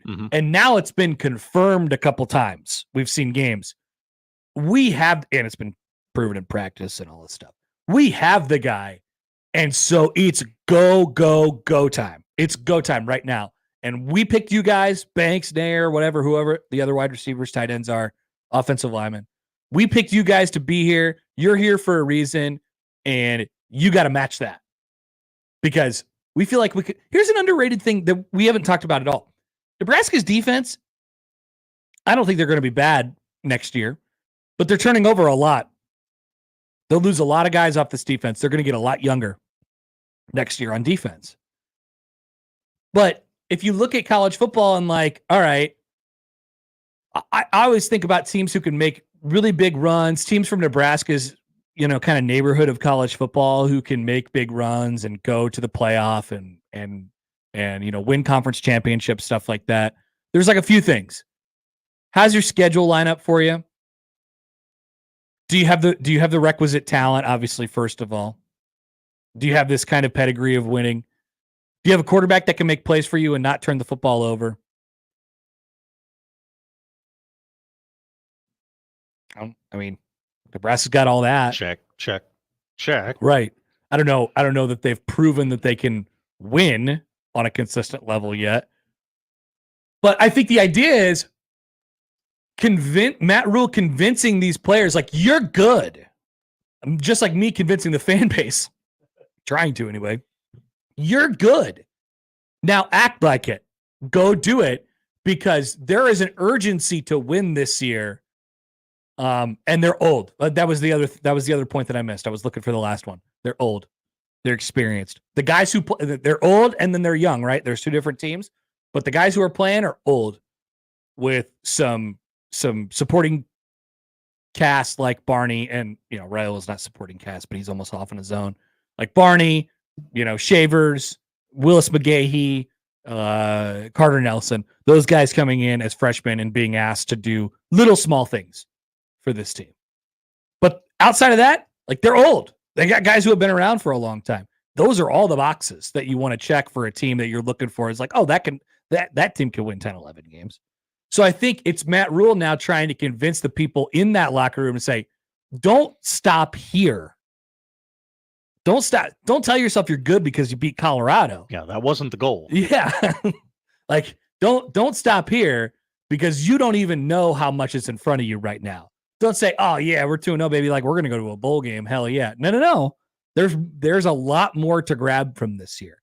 And I think this week in particular is really about convincing them of that. It's grabbing season. Yeah, take it. It's out there. Look around. Is it not out there?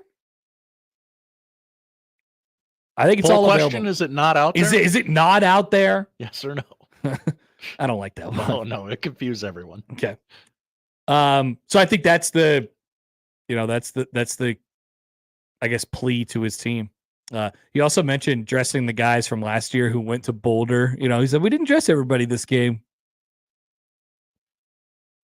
So if there was any doubt about it being personal, yeah, there was something extra there, and a lot of cool talk. Who's cool? This is something that we'll probably talk about tomorrow. Is Nebraska cool? Ooh, again, is Nebraska back to being cool? What a premise! A lot of national media types putting that idea in our heads over the last 24, 48 hours here. All right, we'll return. Sam McEwen will join us in a few moments. But first, the debut of a brand new segment, a segment that I've been looking forward to for a very, very long time, that I'm sure you have as well. The worst segment ever. Coming up on 1620 The Zone.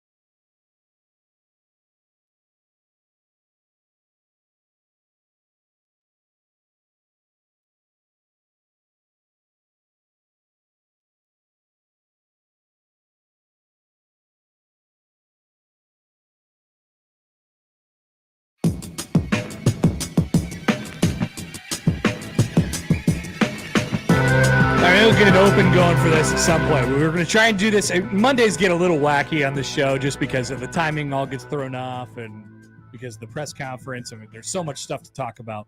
But Josh has already created a graphic. Thank you. Yes. Also, Josh, why are we so angry at Scott Shanley?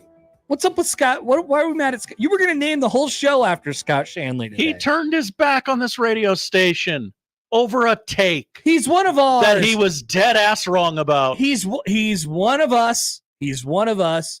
And I think you should be focusing your attention, your anger at the people who are wearing black and gold. You think so? I do. I do. I think you just let Scott be. He had a bad take. Eventually, one day, he'll come back around. Just like Frank Solich. And people, unfortunately, won't forget. They do not forget. But yeah, no, I don't. It's okay. Let him be. Leave him alone. That's all. Okay. Focus your attention, your hate on some other people. Keep receipts on other people. Got so many receipts saved up. Okay, well then why are you only attacking Scott Shanley? It feels we're dunking on people today. You've chosen one person who did not have anything to say about this weekend. Nothing, not a word. No.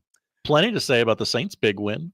All right, the worst segment ever. Mm-hmm. Explain this to the audience. So people love when radio hosts talk about their fantasy teams, and people love when radio hosts talk about their gambling weekends. Actually, they do not. They hate that. They always tell the radio show host, nobody cares about your personal life. Nobody cares about your gambling. Nobody cares about your fantasy. It doesn't get any worse in radio than that. In fact, they teach you when you have, people who coach you or whatever, they say, nobody wants to hear about that garbage. Don't talk about that. If you're doing a podcast, they'll be like, whatever. You got 30 minutes or you got an hour, you got 2 hours, you got 4 hours. Come up with something else to say. Nobody wants to hear about your life. Well, guess what? We are cashing in on our equity with our fan base. And we are saying, bleep all the rules. We're telling you about our gambling and fantasy weekends. That's right. In the worst segment ever. Wow. So welcome to it. This is us. Betting for me. It wasn't very eventful, Josh. Okay. So the Friday, let me tell you a little story. The Friday before the UTEP game, Nebraska was set to play UTEP. Nobody knew is Dylan good? Is he bad? I have no idea. The Friday before the UTEP game, after watching Colorado play against North Dakota State the night before, I made a special trip over to the horrible, smelly state of Iowa to place a wager on Nebraska -6.5 against Colorado. I was very confident in that moment. That game wasn't set to happen for another 8 days. I bet the remainder of what was in my FanDuel account. You can make as many jokes as you like. I'm not going to tell you how much, but you can make as many jokes as you like about how poor or rich. I don't know. Is it cooler to make fun of poor people or rich people? I'm not sure. I did a tweet on Saturday during the game, and it was like I would have paid all the money in my bank account to see that Colorado speech at halftime. And people were like, "What? $25?" I'm like, "That's funny." Great joke. So I profited in gambling over the weekend, even though I didn't bet on the NFL, but I think that would have went well as well. For my fantasy team, I think I'm going to lose because the Lions defense just let Cooper Kupp run around for a while for the majority of the second half. I now need San Francisco 49ers kicker Jake Moody to score 15 points tonight, and I don't think it's going to happen. Seems unlikely. Happy with Josh Allen. Sad about his wrist. I drafted Josh Allen again because I'm addicted. Yeah, is he okay? I love Josh Allen. I'm addicted to Josh Allen. And gonna need Jamar Chase. We're gonna need the Bengals to not be bad. Yeah, that's a great take. Jamar Chase was kind of a big part of my team, but a nice draft pickup for me was Ladd McConkey. Oh yeah, and Ladd McConkey came through for me. I got Pacheco. Pacheco came through for me on Thursday night. Okay. He got me a touchdown. Shout out Pacheco. So we did okay. We hung in. We're gonna lose unless Jake Moody gets me 15 points. Again, seems unlikely. The New York Financiers are going to be 0-1. New York Financiers. Yep. Okay. That's my team name this year. That's better. Last year was the Turkish ice cream tricks. You know those videos on the internet where they do they have the ice cream on the stick and they pull it away from the people. Oh yeah. Those videos are awesome. And so I named my fantasy team after that last year. Nice. Very fantasy football teams. I love them because they're just very of the moment. Just the team name is very 100%. This will not work. Whatever in I 3 was months. thinking of in that exact second. Yes. Yep. Josh, what's your worst segment ever? I don't play fantasy football because I'm an adult. This segment doesn't even work.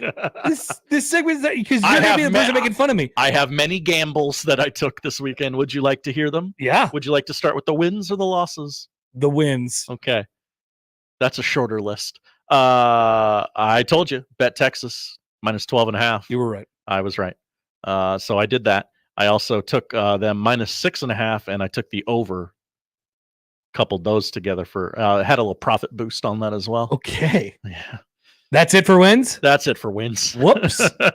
Every weekend I like to do a 5-team parlay, and if it hits, sucker. Yeah.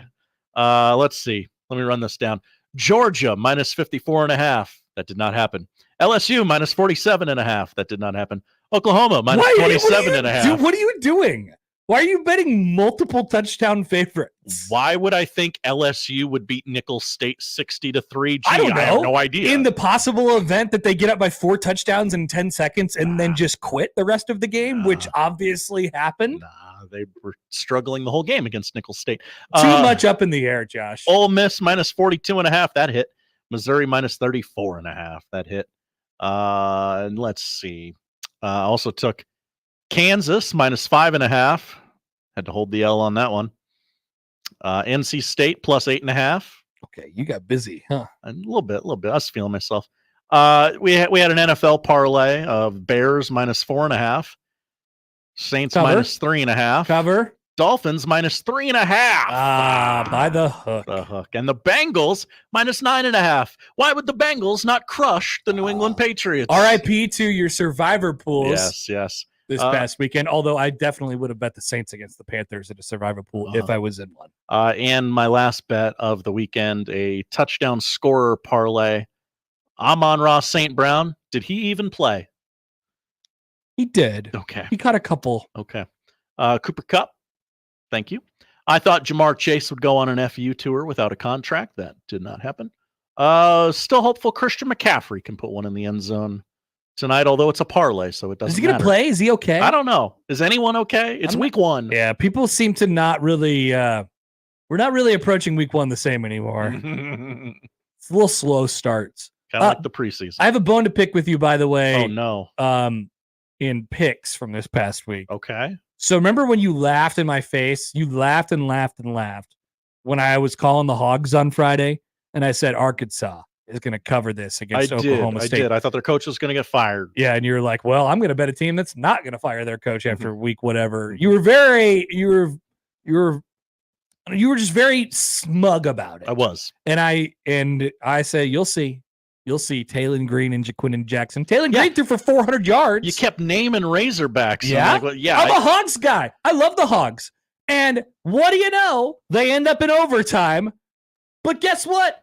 Oklahoma State was 7.5-point favorites, and they covered in overtime. And I am sick. I am beside myself. I am disgusted with this outcome. I cannot believe that this happened to me. I hate this.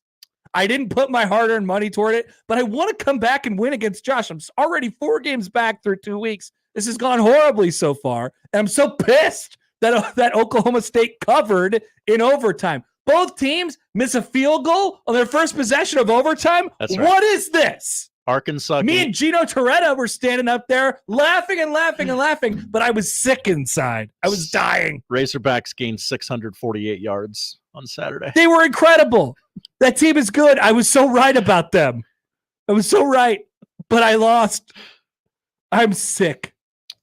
And that's the worst segment ever. How'd we do, everybody? Are you still tuned in? Comment if it bark twice if you're in Milwaukee. Asian Joe writes in. Hi, Asian Joe. Connor wagered Nick Grimm's food budget for the week. That might be true. I actually don't know what he's looking at. It's a lot of rice. Yeah. A lot of rice dinners. Once again, Nick spends money on very questionable things, but talks about how he only eats Taco Bell and rice. So, all right, we'll come back, guys. We'll see if we can get in touch here with Sam McEwen from the Omaha World Herald. Recapping the week, he had a great rewind today in the paper. So we'll get with Sam next on 1620 The Zone.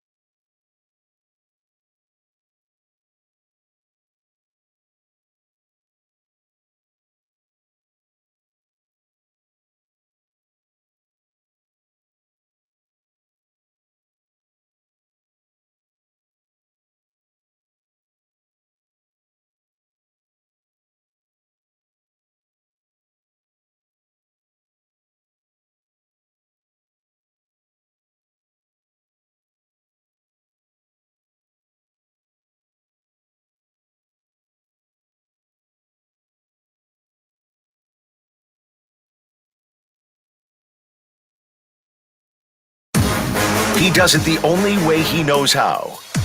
With his massive sports brain sprinkled with a smidgen of rabble-rousing. Let's get back to the Connor Happer Show on 1620 The Zone. Hey, I knew we'd hear from Ohio State Ross on this one. The rule quote, "We've got to get to championship football. There's a lot of things to learn from correctable things. That's as talented and as skilled of a team as we'll face," referring to Colorado. Now, once again, I'll repeat, he kind of walked it back. He was like, there's other teams. And specifically, I bet in the back of his mind, he forgot that Ohio State existed and then thought, oh, I shouldn't have said that probably. Bulletin board material for the Buckeyes. Exactly what we needed. Sam McEwen joins us now via the 42 Degrees The Source hotline. Good afternoon, Sam. How are you? Good, man. How are you doing? Very good. So rules tone in that press conference. I mean, he mentioned probably 3 or 4 times, like, hey, I thought we could have scored 40 or 50 points in that game. They are focused on the things that they didn't do, pretty obviously. Yeah, as well they should be. I mean, the game's over, and so the feel-good time is over for that game, and I think Nebraska feels like it has a chance to do some things this year. And if you're going to do those things, you can't play the way you did in the second half on offense. You can't do it. Just can't happen. You have to find a way to clean that stuff up. Guys got to get open. Linemen got to block. Colorado was very aggressive in its approach and probably showed other teams some things. So I'm not talking about UNI this week, although UNI could definitely do some of those things. But Illinois is probably going to look at that tape, and Brett Bielema's a smart guy, and he's going to go, you know what? We're going to play zero coverage. We're going to blitz them. We're going to mix up our coverages behind it, but we'll play some zero. We'll play some cover two the way Iowa does, and we're going to make them block us, and we're going to make this kid run around and try to make plays. We're not going to let them run the ball, and we're going to try to make their receivers beat us. And for a half there, Nebraska was not able to get that done because of penalties or because of a variety of reasons. Nebraska was just not able to execute offensively against what amounted to a group of 5 defensive approach. What Colorado went to, and Colorado's got speed and they have toughness. But they were like, yeah, we're going to run this coverage behind here, and then we're going to try to bring 6 or 7 at this guy over and over. We're going to play kitchen sink football. Yep. And usually the teams that do that are overmatched, which Colorado was, and they're trying it almost like as a desperation mechanism. And what they depend on is you not being able to handle it. And that's exactly what happened. Nebraska was able to handle it, but they committed penalties. And so they were not able to capitalize on some of Colorado's aggression. And I think that's going to be the thing that Nebraska really works on, is executing when teams bring a bunch of heat, whether it's Northern Iowa or Illinois or Purdue or you name the team. What do you think about the way he sort of framed it up where, and you mentioned it right at the beginning, like hey, we got something here. We just have to play to our capability. He kind of, he I don't want to put words in his mouth, but he sort of framed it up like, hey, Dylan Raiola, he's a freshman. He knows all the plays and he's doing all the right things. He was very complimentary of Dylan's performance, but then the people around him, it was like, hey, we need some work, wide receiver blocking, something along the lines of like, hey, if he knows the whole playbook, then you better know the whole playbook too. I thought that was that says a few things, I think, about where they're at on offense right now. Yeah, for sure. The challenge that I think Nebraska faced in that game is when Shiloh Sanders goes out, Colorado decided to run a different defense. And I think that was challenging on some level for Nebraska. They were not ready, per se, for that. A little bit like a couple years ago when Illinois ran a defense that Scott Frost hadn't anticipated. Nebraska didn't run any of its preseason practices against that scheme. Yeah. Similar thing happened. Now, I don't think it really happened up front, but it happened in the coverages in the back end. And I think Nebraska was a little flummoxed by that. And as a result, I think they struggled to adjust. You saw what they wanted to do, hit some of those perimeter plays. Yep. And honestly, they hit them, but they didn't block them upright. And they put a lot of guys in the box. They weren't going to let Nebraska just run downhill at them after a certain point, and they were successful in slowing Nebraska down. And then Nebraska needed to hit those perimeter plays and didn't block very well, committed a bunch of holding penalties. And I think what he's saying is, hey, Dylan Raiola was ready to do all the things that we need to do to adjust our game plan, and you guys are probably not quite as ready. And we need to be ready. And I think that's the point he's trying to make. It's not going to be every game that you get the exact same look that you want to get, or you get what you expect to get. And I think players had to adjust. And it wasn't their best game on offense. I think what Rule's talking about is we're playing winning football, but we want to play championship football. And championship football means that you beat an overmatched team that you think you can beat by 30. You beat them by 30. Your championship football is what Georgia's playing. Championship football is what Texas is playing. Championship football is maybe what Ohio State's playing, although we're going to have to wait a couple of weeks. We'll see. Yeah. Matt Rule wants his team to play that kind of football. Hey, Sam, you wrote about this in your rewind today, but the formula, the idea of the formula, like we just talked about the offense for a little bit. Nebraska's defense is pretty dang good. Like, where do you think they stand as far as this being a winning formula for this conference in particular? Well, the defense gives you a little bit of a cushion, and you don't want it to, but it does a little bit. They can cover up some of your mistakes. That defense is playing so hard and really fast. I mean, they're playing very, very fast, very aggressive. They have a good culture on that side of the ball. They got a bunch of old guys who are holding that culture. It'll be interesting to see next year, but next year isn't here. It's this year, and they have a good old culture on that side of the ball. They can do a lot of dangerous things. And I think where they're at right now is they're going to be a very, very difficult team to score on with consistency. Now, Northern Iowa is going to try to do something different. They're going to try to run the football and pound it at Nebraska, and I guess we'll see how that goes. But they're going to be a hard team to score on with any consistency. So if you have that, then what you need to do on your offensive side of the ball is make the plays that are available to you. You know, play the defense that you're playing, go to the plays that work against that defense, execute those plays correctly, and then you've got to find a way to get to clean up special teams ASAP. And he was really blunt about special teams. He didn't really say anything, you know, as it related to any specific guy, other than John Hull was really fast to run down Jimmy Horn, which is true. He is. But, you know, I think he was real clear about where that needs to go really soon. If he's using the phrase "the worst I've been a part of in a long time," I think he's making it very clear what needs to improve in a short amount of time. New long snapper, new, you know, kickers just coming back from injury. Kickoff game isn't quite what it was last year. There's a bunch of different moving parts, and it's just going to take time for Nebraska to put it together. I'm still not sold on the punter.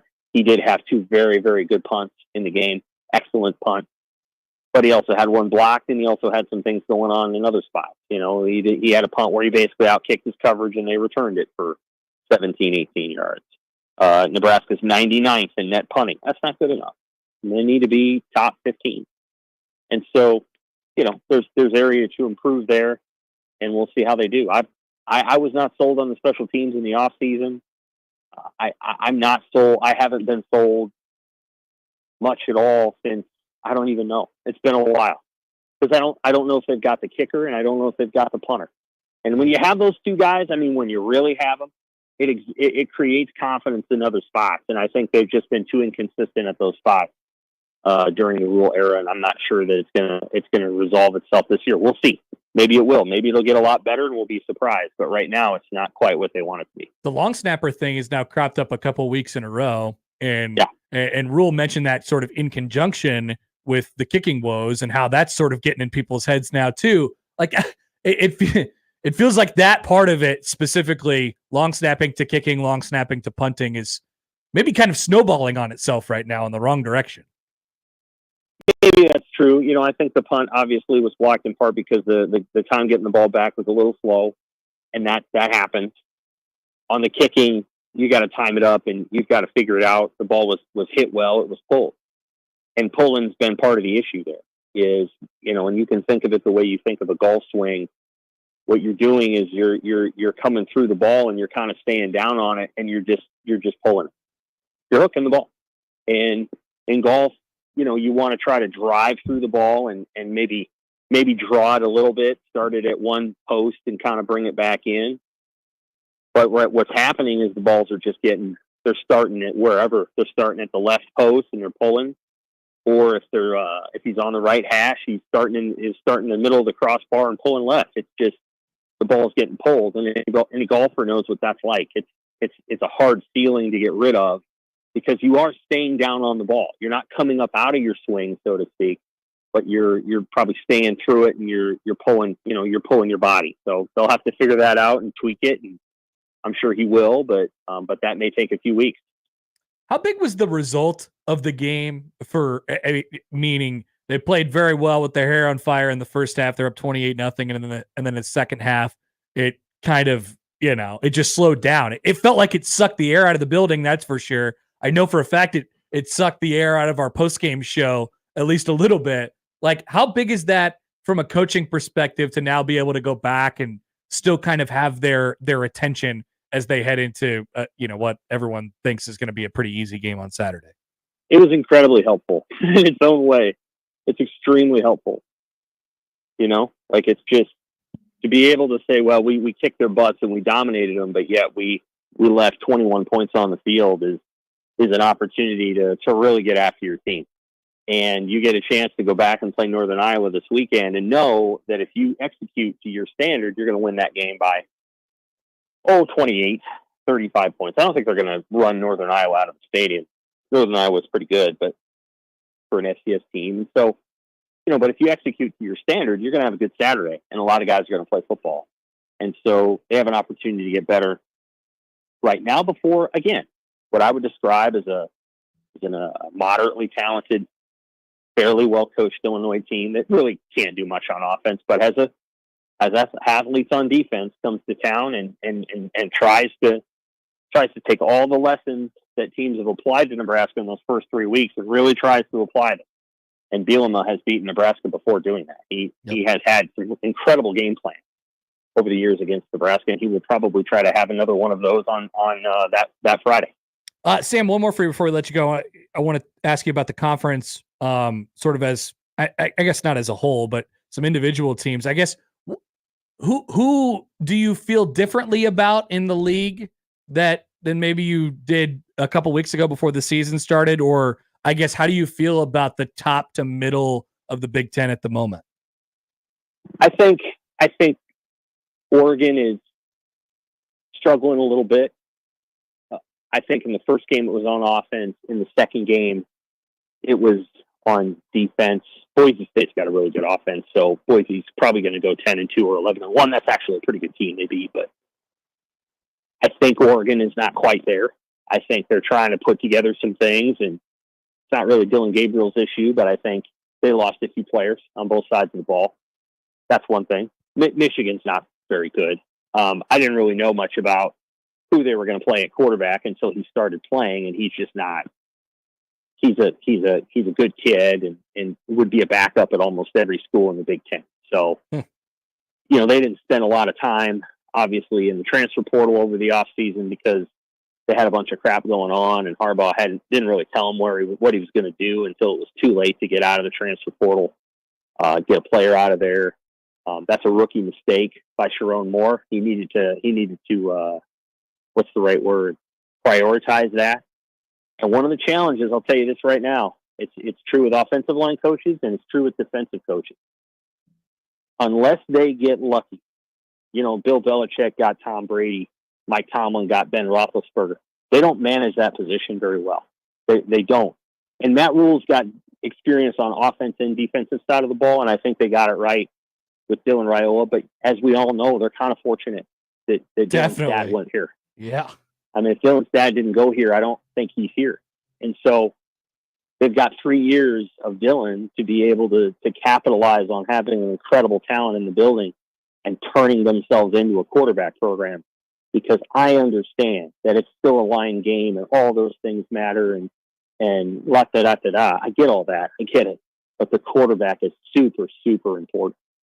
And Michigan didn't put much time into that. And I'm not surprised. I think, the coach is trying to create a culture there, and he's got to replace a million guys, but they're not good enough at that position. And so then you have to try to figure out the other stuff, and Michigan hasn't figured that stuff out either. And so they're going to drop like a stone. They're probably a 7 or 8 win team. USC's better. But you know what? And again, everybody's ripped on Lincoln Riley mercilessly. The one thing Lincoln Riley gets right every year is the quarterback. He gets it right. And it means something. They've got a guy. Now he's kind of a hothead, and he doesn't have Caleb Williams' athleticism or even his arm, but that guy's going to play some football for you. And it's something worth watching. He's going to be good, and they're going to be good as a result. Maybe not great, maybe not 11-1, but they're going to be 8-4, 9-3 because that guy can spin it. And it's always something that people have to watch is, okay, who's the head coach, and do they understand that position? And USC does, and right now Michigan does not. They're going to have to figure that out, and that's why you see those teams flip-flop a little bit. Illinois is better than I thought, but we'll see where they really are in 6 weeks. Jury's out on Purdue, but if they beat Notre Dame this weekend by 7 or 10 points, that's a team worth worrying about. And I'll tell you what, Michigan State has a coach who was a former college quarterback, who coached for Mike Riley and Chris Peterson, both offensive minds. Good coach. And he knows how to coach, but he knows the quarterback position. And on Saturday, and Mike Loxley at Maryland does too, for sure. But that kid played well. Now, he made some mistakes, Aiden Childs, but that kid's got talent, and you can go win a football game when you've got a kid with talent, which he has, and a coach who knows how to coach it. And that's part of what they have. Dion would probably be well suited to get a whiz guy on the offensive side of the ball, but it's too late. Shedeur is in his last year, and I really don't know what Dion's going to do after this. Yeah, somebody speculated to me, well, he's just not going to be there next year. He's not going to have any idea what to do without his own son playing quarterback. Does he really want to coach that program if his son isn't there throwing the ball? It becomes a lot less fun once his kids leave. That's a reasonable point because he's also a defensive coach, and I also do not know if he really understands that position. We'll see. I mean, but those are the things that I see from the Big Ten teams. The ones who understand the quarterback position, the one that doesn't right now, and they're sort of moving up and down the chain a little bit. Sam, we'll let you go. Appreciate you as always, my friend. Talk to you soon. Take care. Sam McEwen from the Omaha World Herald, the always thoughtful Sam McEwen. There's something to that. Quarterbacks. I'd put Nebraska more in the got lucky category, but you take the wins when you can get them. Exactly. Many people. And they got good quarterback play. He got good quarterback play from the guys he mentioned today, Brewer and PJ Walker. They got good quarterback play from those guys. Turn them into a little something. Yeah. So that's some food for thought. We'll be back. A couple things to clean up on the other side on 1620 The Zone.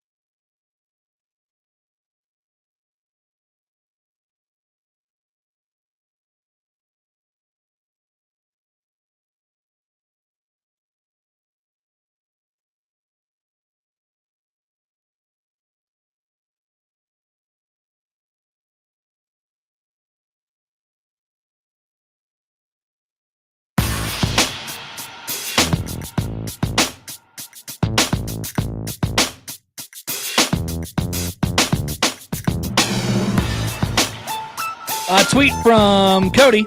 Hi, Cody. On the J-Tech Construction Zone Twitter feed, Sam seems very get off my lawn today, LOL. Buschini averaged 47 yards a punt and had 3 pinned inside the 20. He did miss one. Like, the big ask from those guys is, obviously get the result. The one inside the one at the 2, which led to the pick 6, was awesome. Great ball. I think he hit another one really, really good. But there was another one where, and I know exactly what Sam's talking about. It's just like you got to put it in the right place. Most of the time you're asking the kickers and the punters to put it in a specific spot so that your alignment can be there when the people catch it. And if you don't do that, then it could be an absolute disaster. I mean, that happened in 2021 in Michigan State, right? So, I think that's right. That's what he's talking about. If they can continue to punt in advantageous positions, like from the 50 or whatever, and Buschini's got a chance to knock him inside the 10, then great. Won't have much issue with that. Right? I think that's, in my mind, that's an easy punt. Right? Because there's no real stakes to it. Okay. But when you're punting back from your own 20 and you're standing on the goal line and you're standing in your own end zone, you not only have to hit a good one, but you have to hit a good one high enough and you have to hit a good one in the direction that you want it to go too. Okay. It's important. So they'll need that. And I think that's Sam's point, right? A lot of comments about Sam not is negativity, but best. He has incredible takes. He was thinking very similarly to how Matt Rule was thinking. What were the other comments saying? Where'd they all go? What do you mean where'd they all go? There were comments in the YouTube chat. Did they get deleted? Or were you just lying just then and making that up? No. Josh? I would never lie. Not to this audience. I can't find them now. We did get an email from Brad. Hi, Brad. Sam's assessment of Bielema. Sam kept talking about how Bielema has beaten Nebraska before by putting a game plan together based on the video. What he failed to mention is that he did that against subpar staffs, Pelini and Frost. Well, actually, he never beat Pelini. He beat Riley. Well, and that wasn't... Well, I guess Bielema himself beat Pelini, yes. I'm thinking of Illinois now. And then he did actually mention the fact that it was against Frost because... Remember his great quote after the 2021 game, which was, we had to throw the whole game plan out the window. We didn't think they would do those things. Brad says in year 1 against Rule beat him with his team starting a second and third string quarterback and half of their offensive starters. I get why people go back to those Wisconsin years, but he got exposed in the SEC. Typically gets exposed in competent coaching staffs. Brad, I don't know. I feel like the new thing today from people has been to build up Illinois a lot. Well, they beat Kansas. I don't think any differently of them as I did a couple of days. Like they are a strong, tough, physical team with average quarterback play that if they turn the ball over, they're totally bleeped. They run the ball well. If they don't turn the ball over, they might be in good shape to win some games. That's not different. Sounds like an accurate assessment. That's not different. They hit hard. Last year they had a reset because 2 years ago they had some serious talent. They ran for 79 yards against Kansas. Threw for 192. Not doing much on offense, to my point. Not doing much on offense. Plays pretty good defense, and it's tough and physical, hits hard, all that stuff. That's not going anywhere. That's exactly what they are. I don't think they're I don't think this is now this thing that you have to be super concerned about. Connor says no path to victory for Illinois. That is not what I said. Not even a little bit. Okay. I think there is just as good of a chance as there was at the beginning of the season that Nebraska loses that game. Okay. That's all. I don't think I asked the same question to Sam about the other Big Ten teams. I don't think that much differently about anybody quite yet. It's kind of a wait and see thing. A little bit on USC. I'm a little bit yeah, okay. That's nice. That's nice what they've done there. A little bit on Oregon the other way. What's going on there? A little bit on Oregon the other way. How about in Nebraska's in Nebraska's, neighborhood. So people in Nebraska's neighborhood, Iowa, Wisconsin, Minnesota, Rutgers. I know what you want me to say here. I'm not going to say it. I'm not going to say it. What? You want me to go, oh, I think all those teams suck. Oh, I'll tell you one. Wisconsin sucks. Wisconsin is a bad football team. Yeah. Iowa is exactly the same as they've always been. Iowa, I know they lost to Iowa State. They're exactly the same as they've always been. I think Kirk Ferentz can go back now and use this as an opportunity to say, see what happens when we try to score points. Right? You try and get too flashy. This is what's going to happen. That goes back to Sam's point about defensive coaches, quarterbacks, defensive coaches and their relationship to quarterbacks, how they handle, how they manage the quarterback position. We remember Bo Pelini managing the quarterback position. He would have preferred to not have one at all. He would have preferred to just have a running back there and snap it to the running back. It'll be fine. And at times he did. Rex Burkhead, just go. Run forward. I want you to run it 500 times in a row, Tim Beck. Otherwise, you're fired. There was always that push and pull. Now, to an extent, I think that could be healthy, right? I think that's good. But Nebraska's in a really fortunate situation right now where they have a quarterback who can kind of manage that whole thing. And he could do what like if Dylan Raiola wanted to transfer to whatever air raid program is out there, he could do it and do it well right now. Dylan Raiola is he chose to be a pro style quarterback in a pro kind of West Coasty, style offense, little spread, they're multiple, I guess. Great. Perfect. Because he can execute it. Mm-hmm. If he wanted to be a spread quarterback and throw for 600 yards a game on 12 attempts, because all of them are just deep balls down the field and getting people spread out or screens or runs up the middle, then he could have done that too. I think so. Yeah. So yeah, Nebraska's in an advantageous position.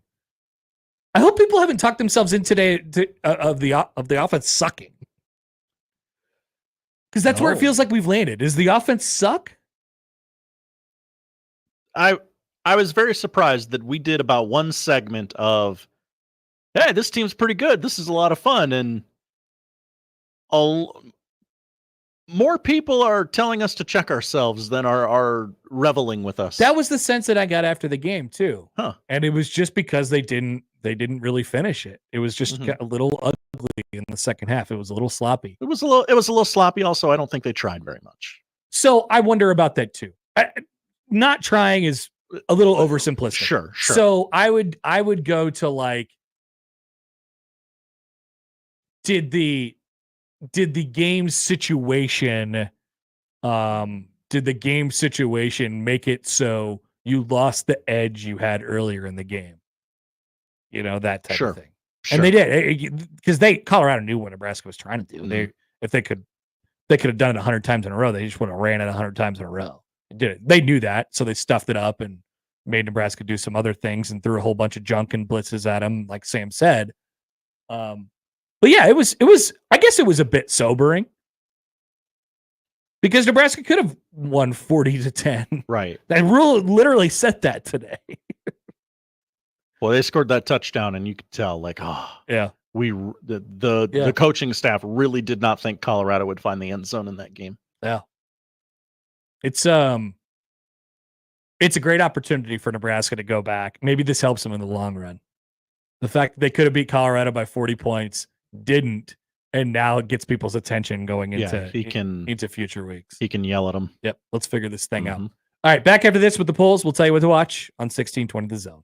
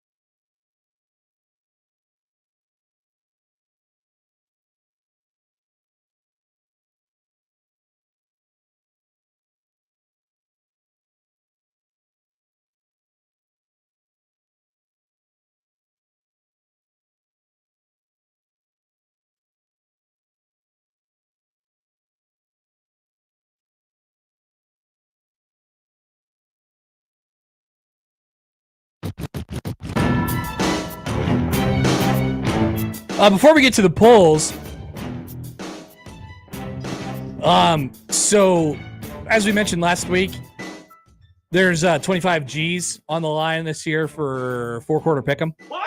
And you get to enter in your picks on Tuesday if you're a normie. But if you subscribe to 1620 the email, then you get to enter in your picks today. And the tiebreaker is who got there first. I'm told that we had 3 people enter the contest at 10:02 a.m. today, 2 minutes after the contest went live. And if their picks are correct, one of the 3 could be this week's winner. Wow. High stakes. High stakes. Pasted game. B on 1620 the email. We're giving out 2,500 every week, 25,000 by the time the season's over. Not bad at all. All right, to the polls at Happer Show. We had one during Big Red Overreaction. Will chasing 3 be delicious this week? That's right. I forgot. 94% say yes. Oh, wow. Yeah. Near unanimous consensus. And just one poll question today. Very sportsy, very busy on a Monday. Oh, yeah. Cold desserts, i.e. cakes, pies, cookies. Yeah, I didn't want people going, well, yeah, I like ice cream. That would have been accepted as well, though. I love ice cream. Yes. Wow. I had people made fun of me for this. This has come back 97% yes. Whoa! Now, is this question clear, Josh? Could it be misinterpreted as, do you like cakes, pies, and cookies? I mean, I guess. We're trying to say cold cakes, pies, and cookies. Cold cookies. I don't know. It could be misinterpreted. Okay. Hopefully we're just not asking people, do you like cake? Because that one's easy. Love you like a fat kid love cake. Right. I don't know if that's exactly scientifically correct, but I like the results. Don't get me wrong. Sure. All right, those are the polls, Josh. What are we watching tonight? We're watching the National Football League tonight. We wrap up week 1 in the city by the bay. Come on, Jake Moody. Jets, Niners, 7:15 on ABC, ESPN. The Manning Cast is on ESPN2 with guests Bill Belichick, Adam Sandler, and Chris Jones. You can also hear it right here on 1620 The Zone. Couple baseball games on tonight. FS1 has Angels Twins at 6:40, and Cubs Dodgers 9 o'clock on MLB Network and ESPN Plus. Connor, our syndicated game shows are back. Oh, it's fall. It is Wheel of Fortune, 6:30 here locally on KETV.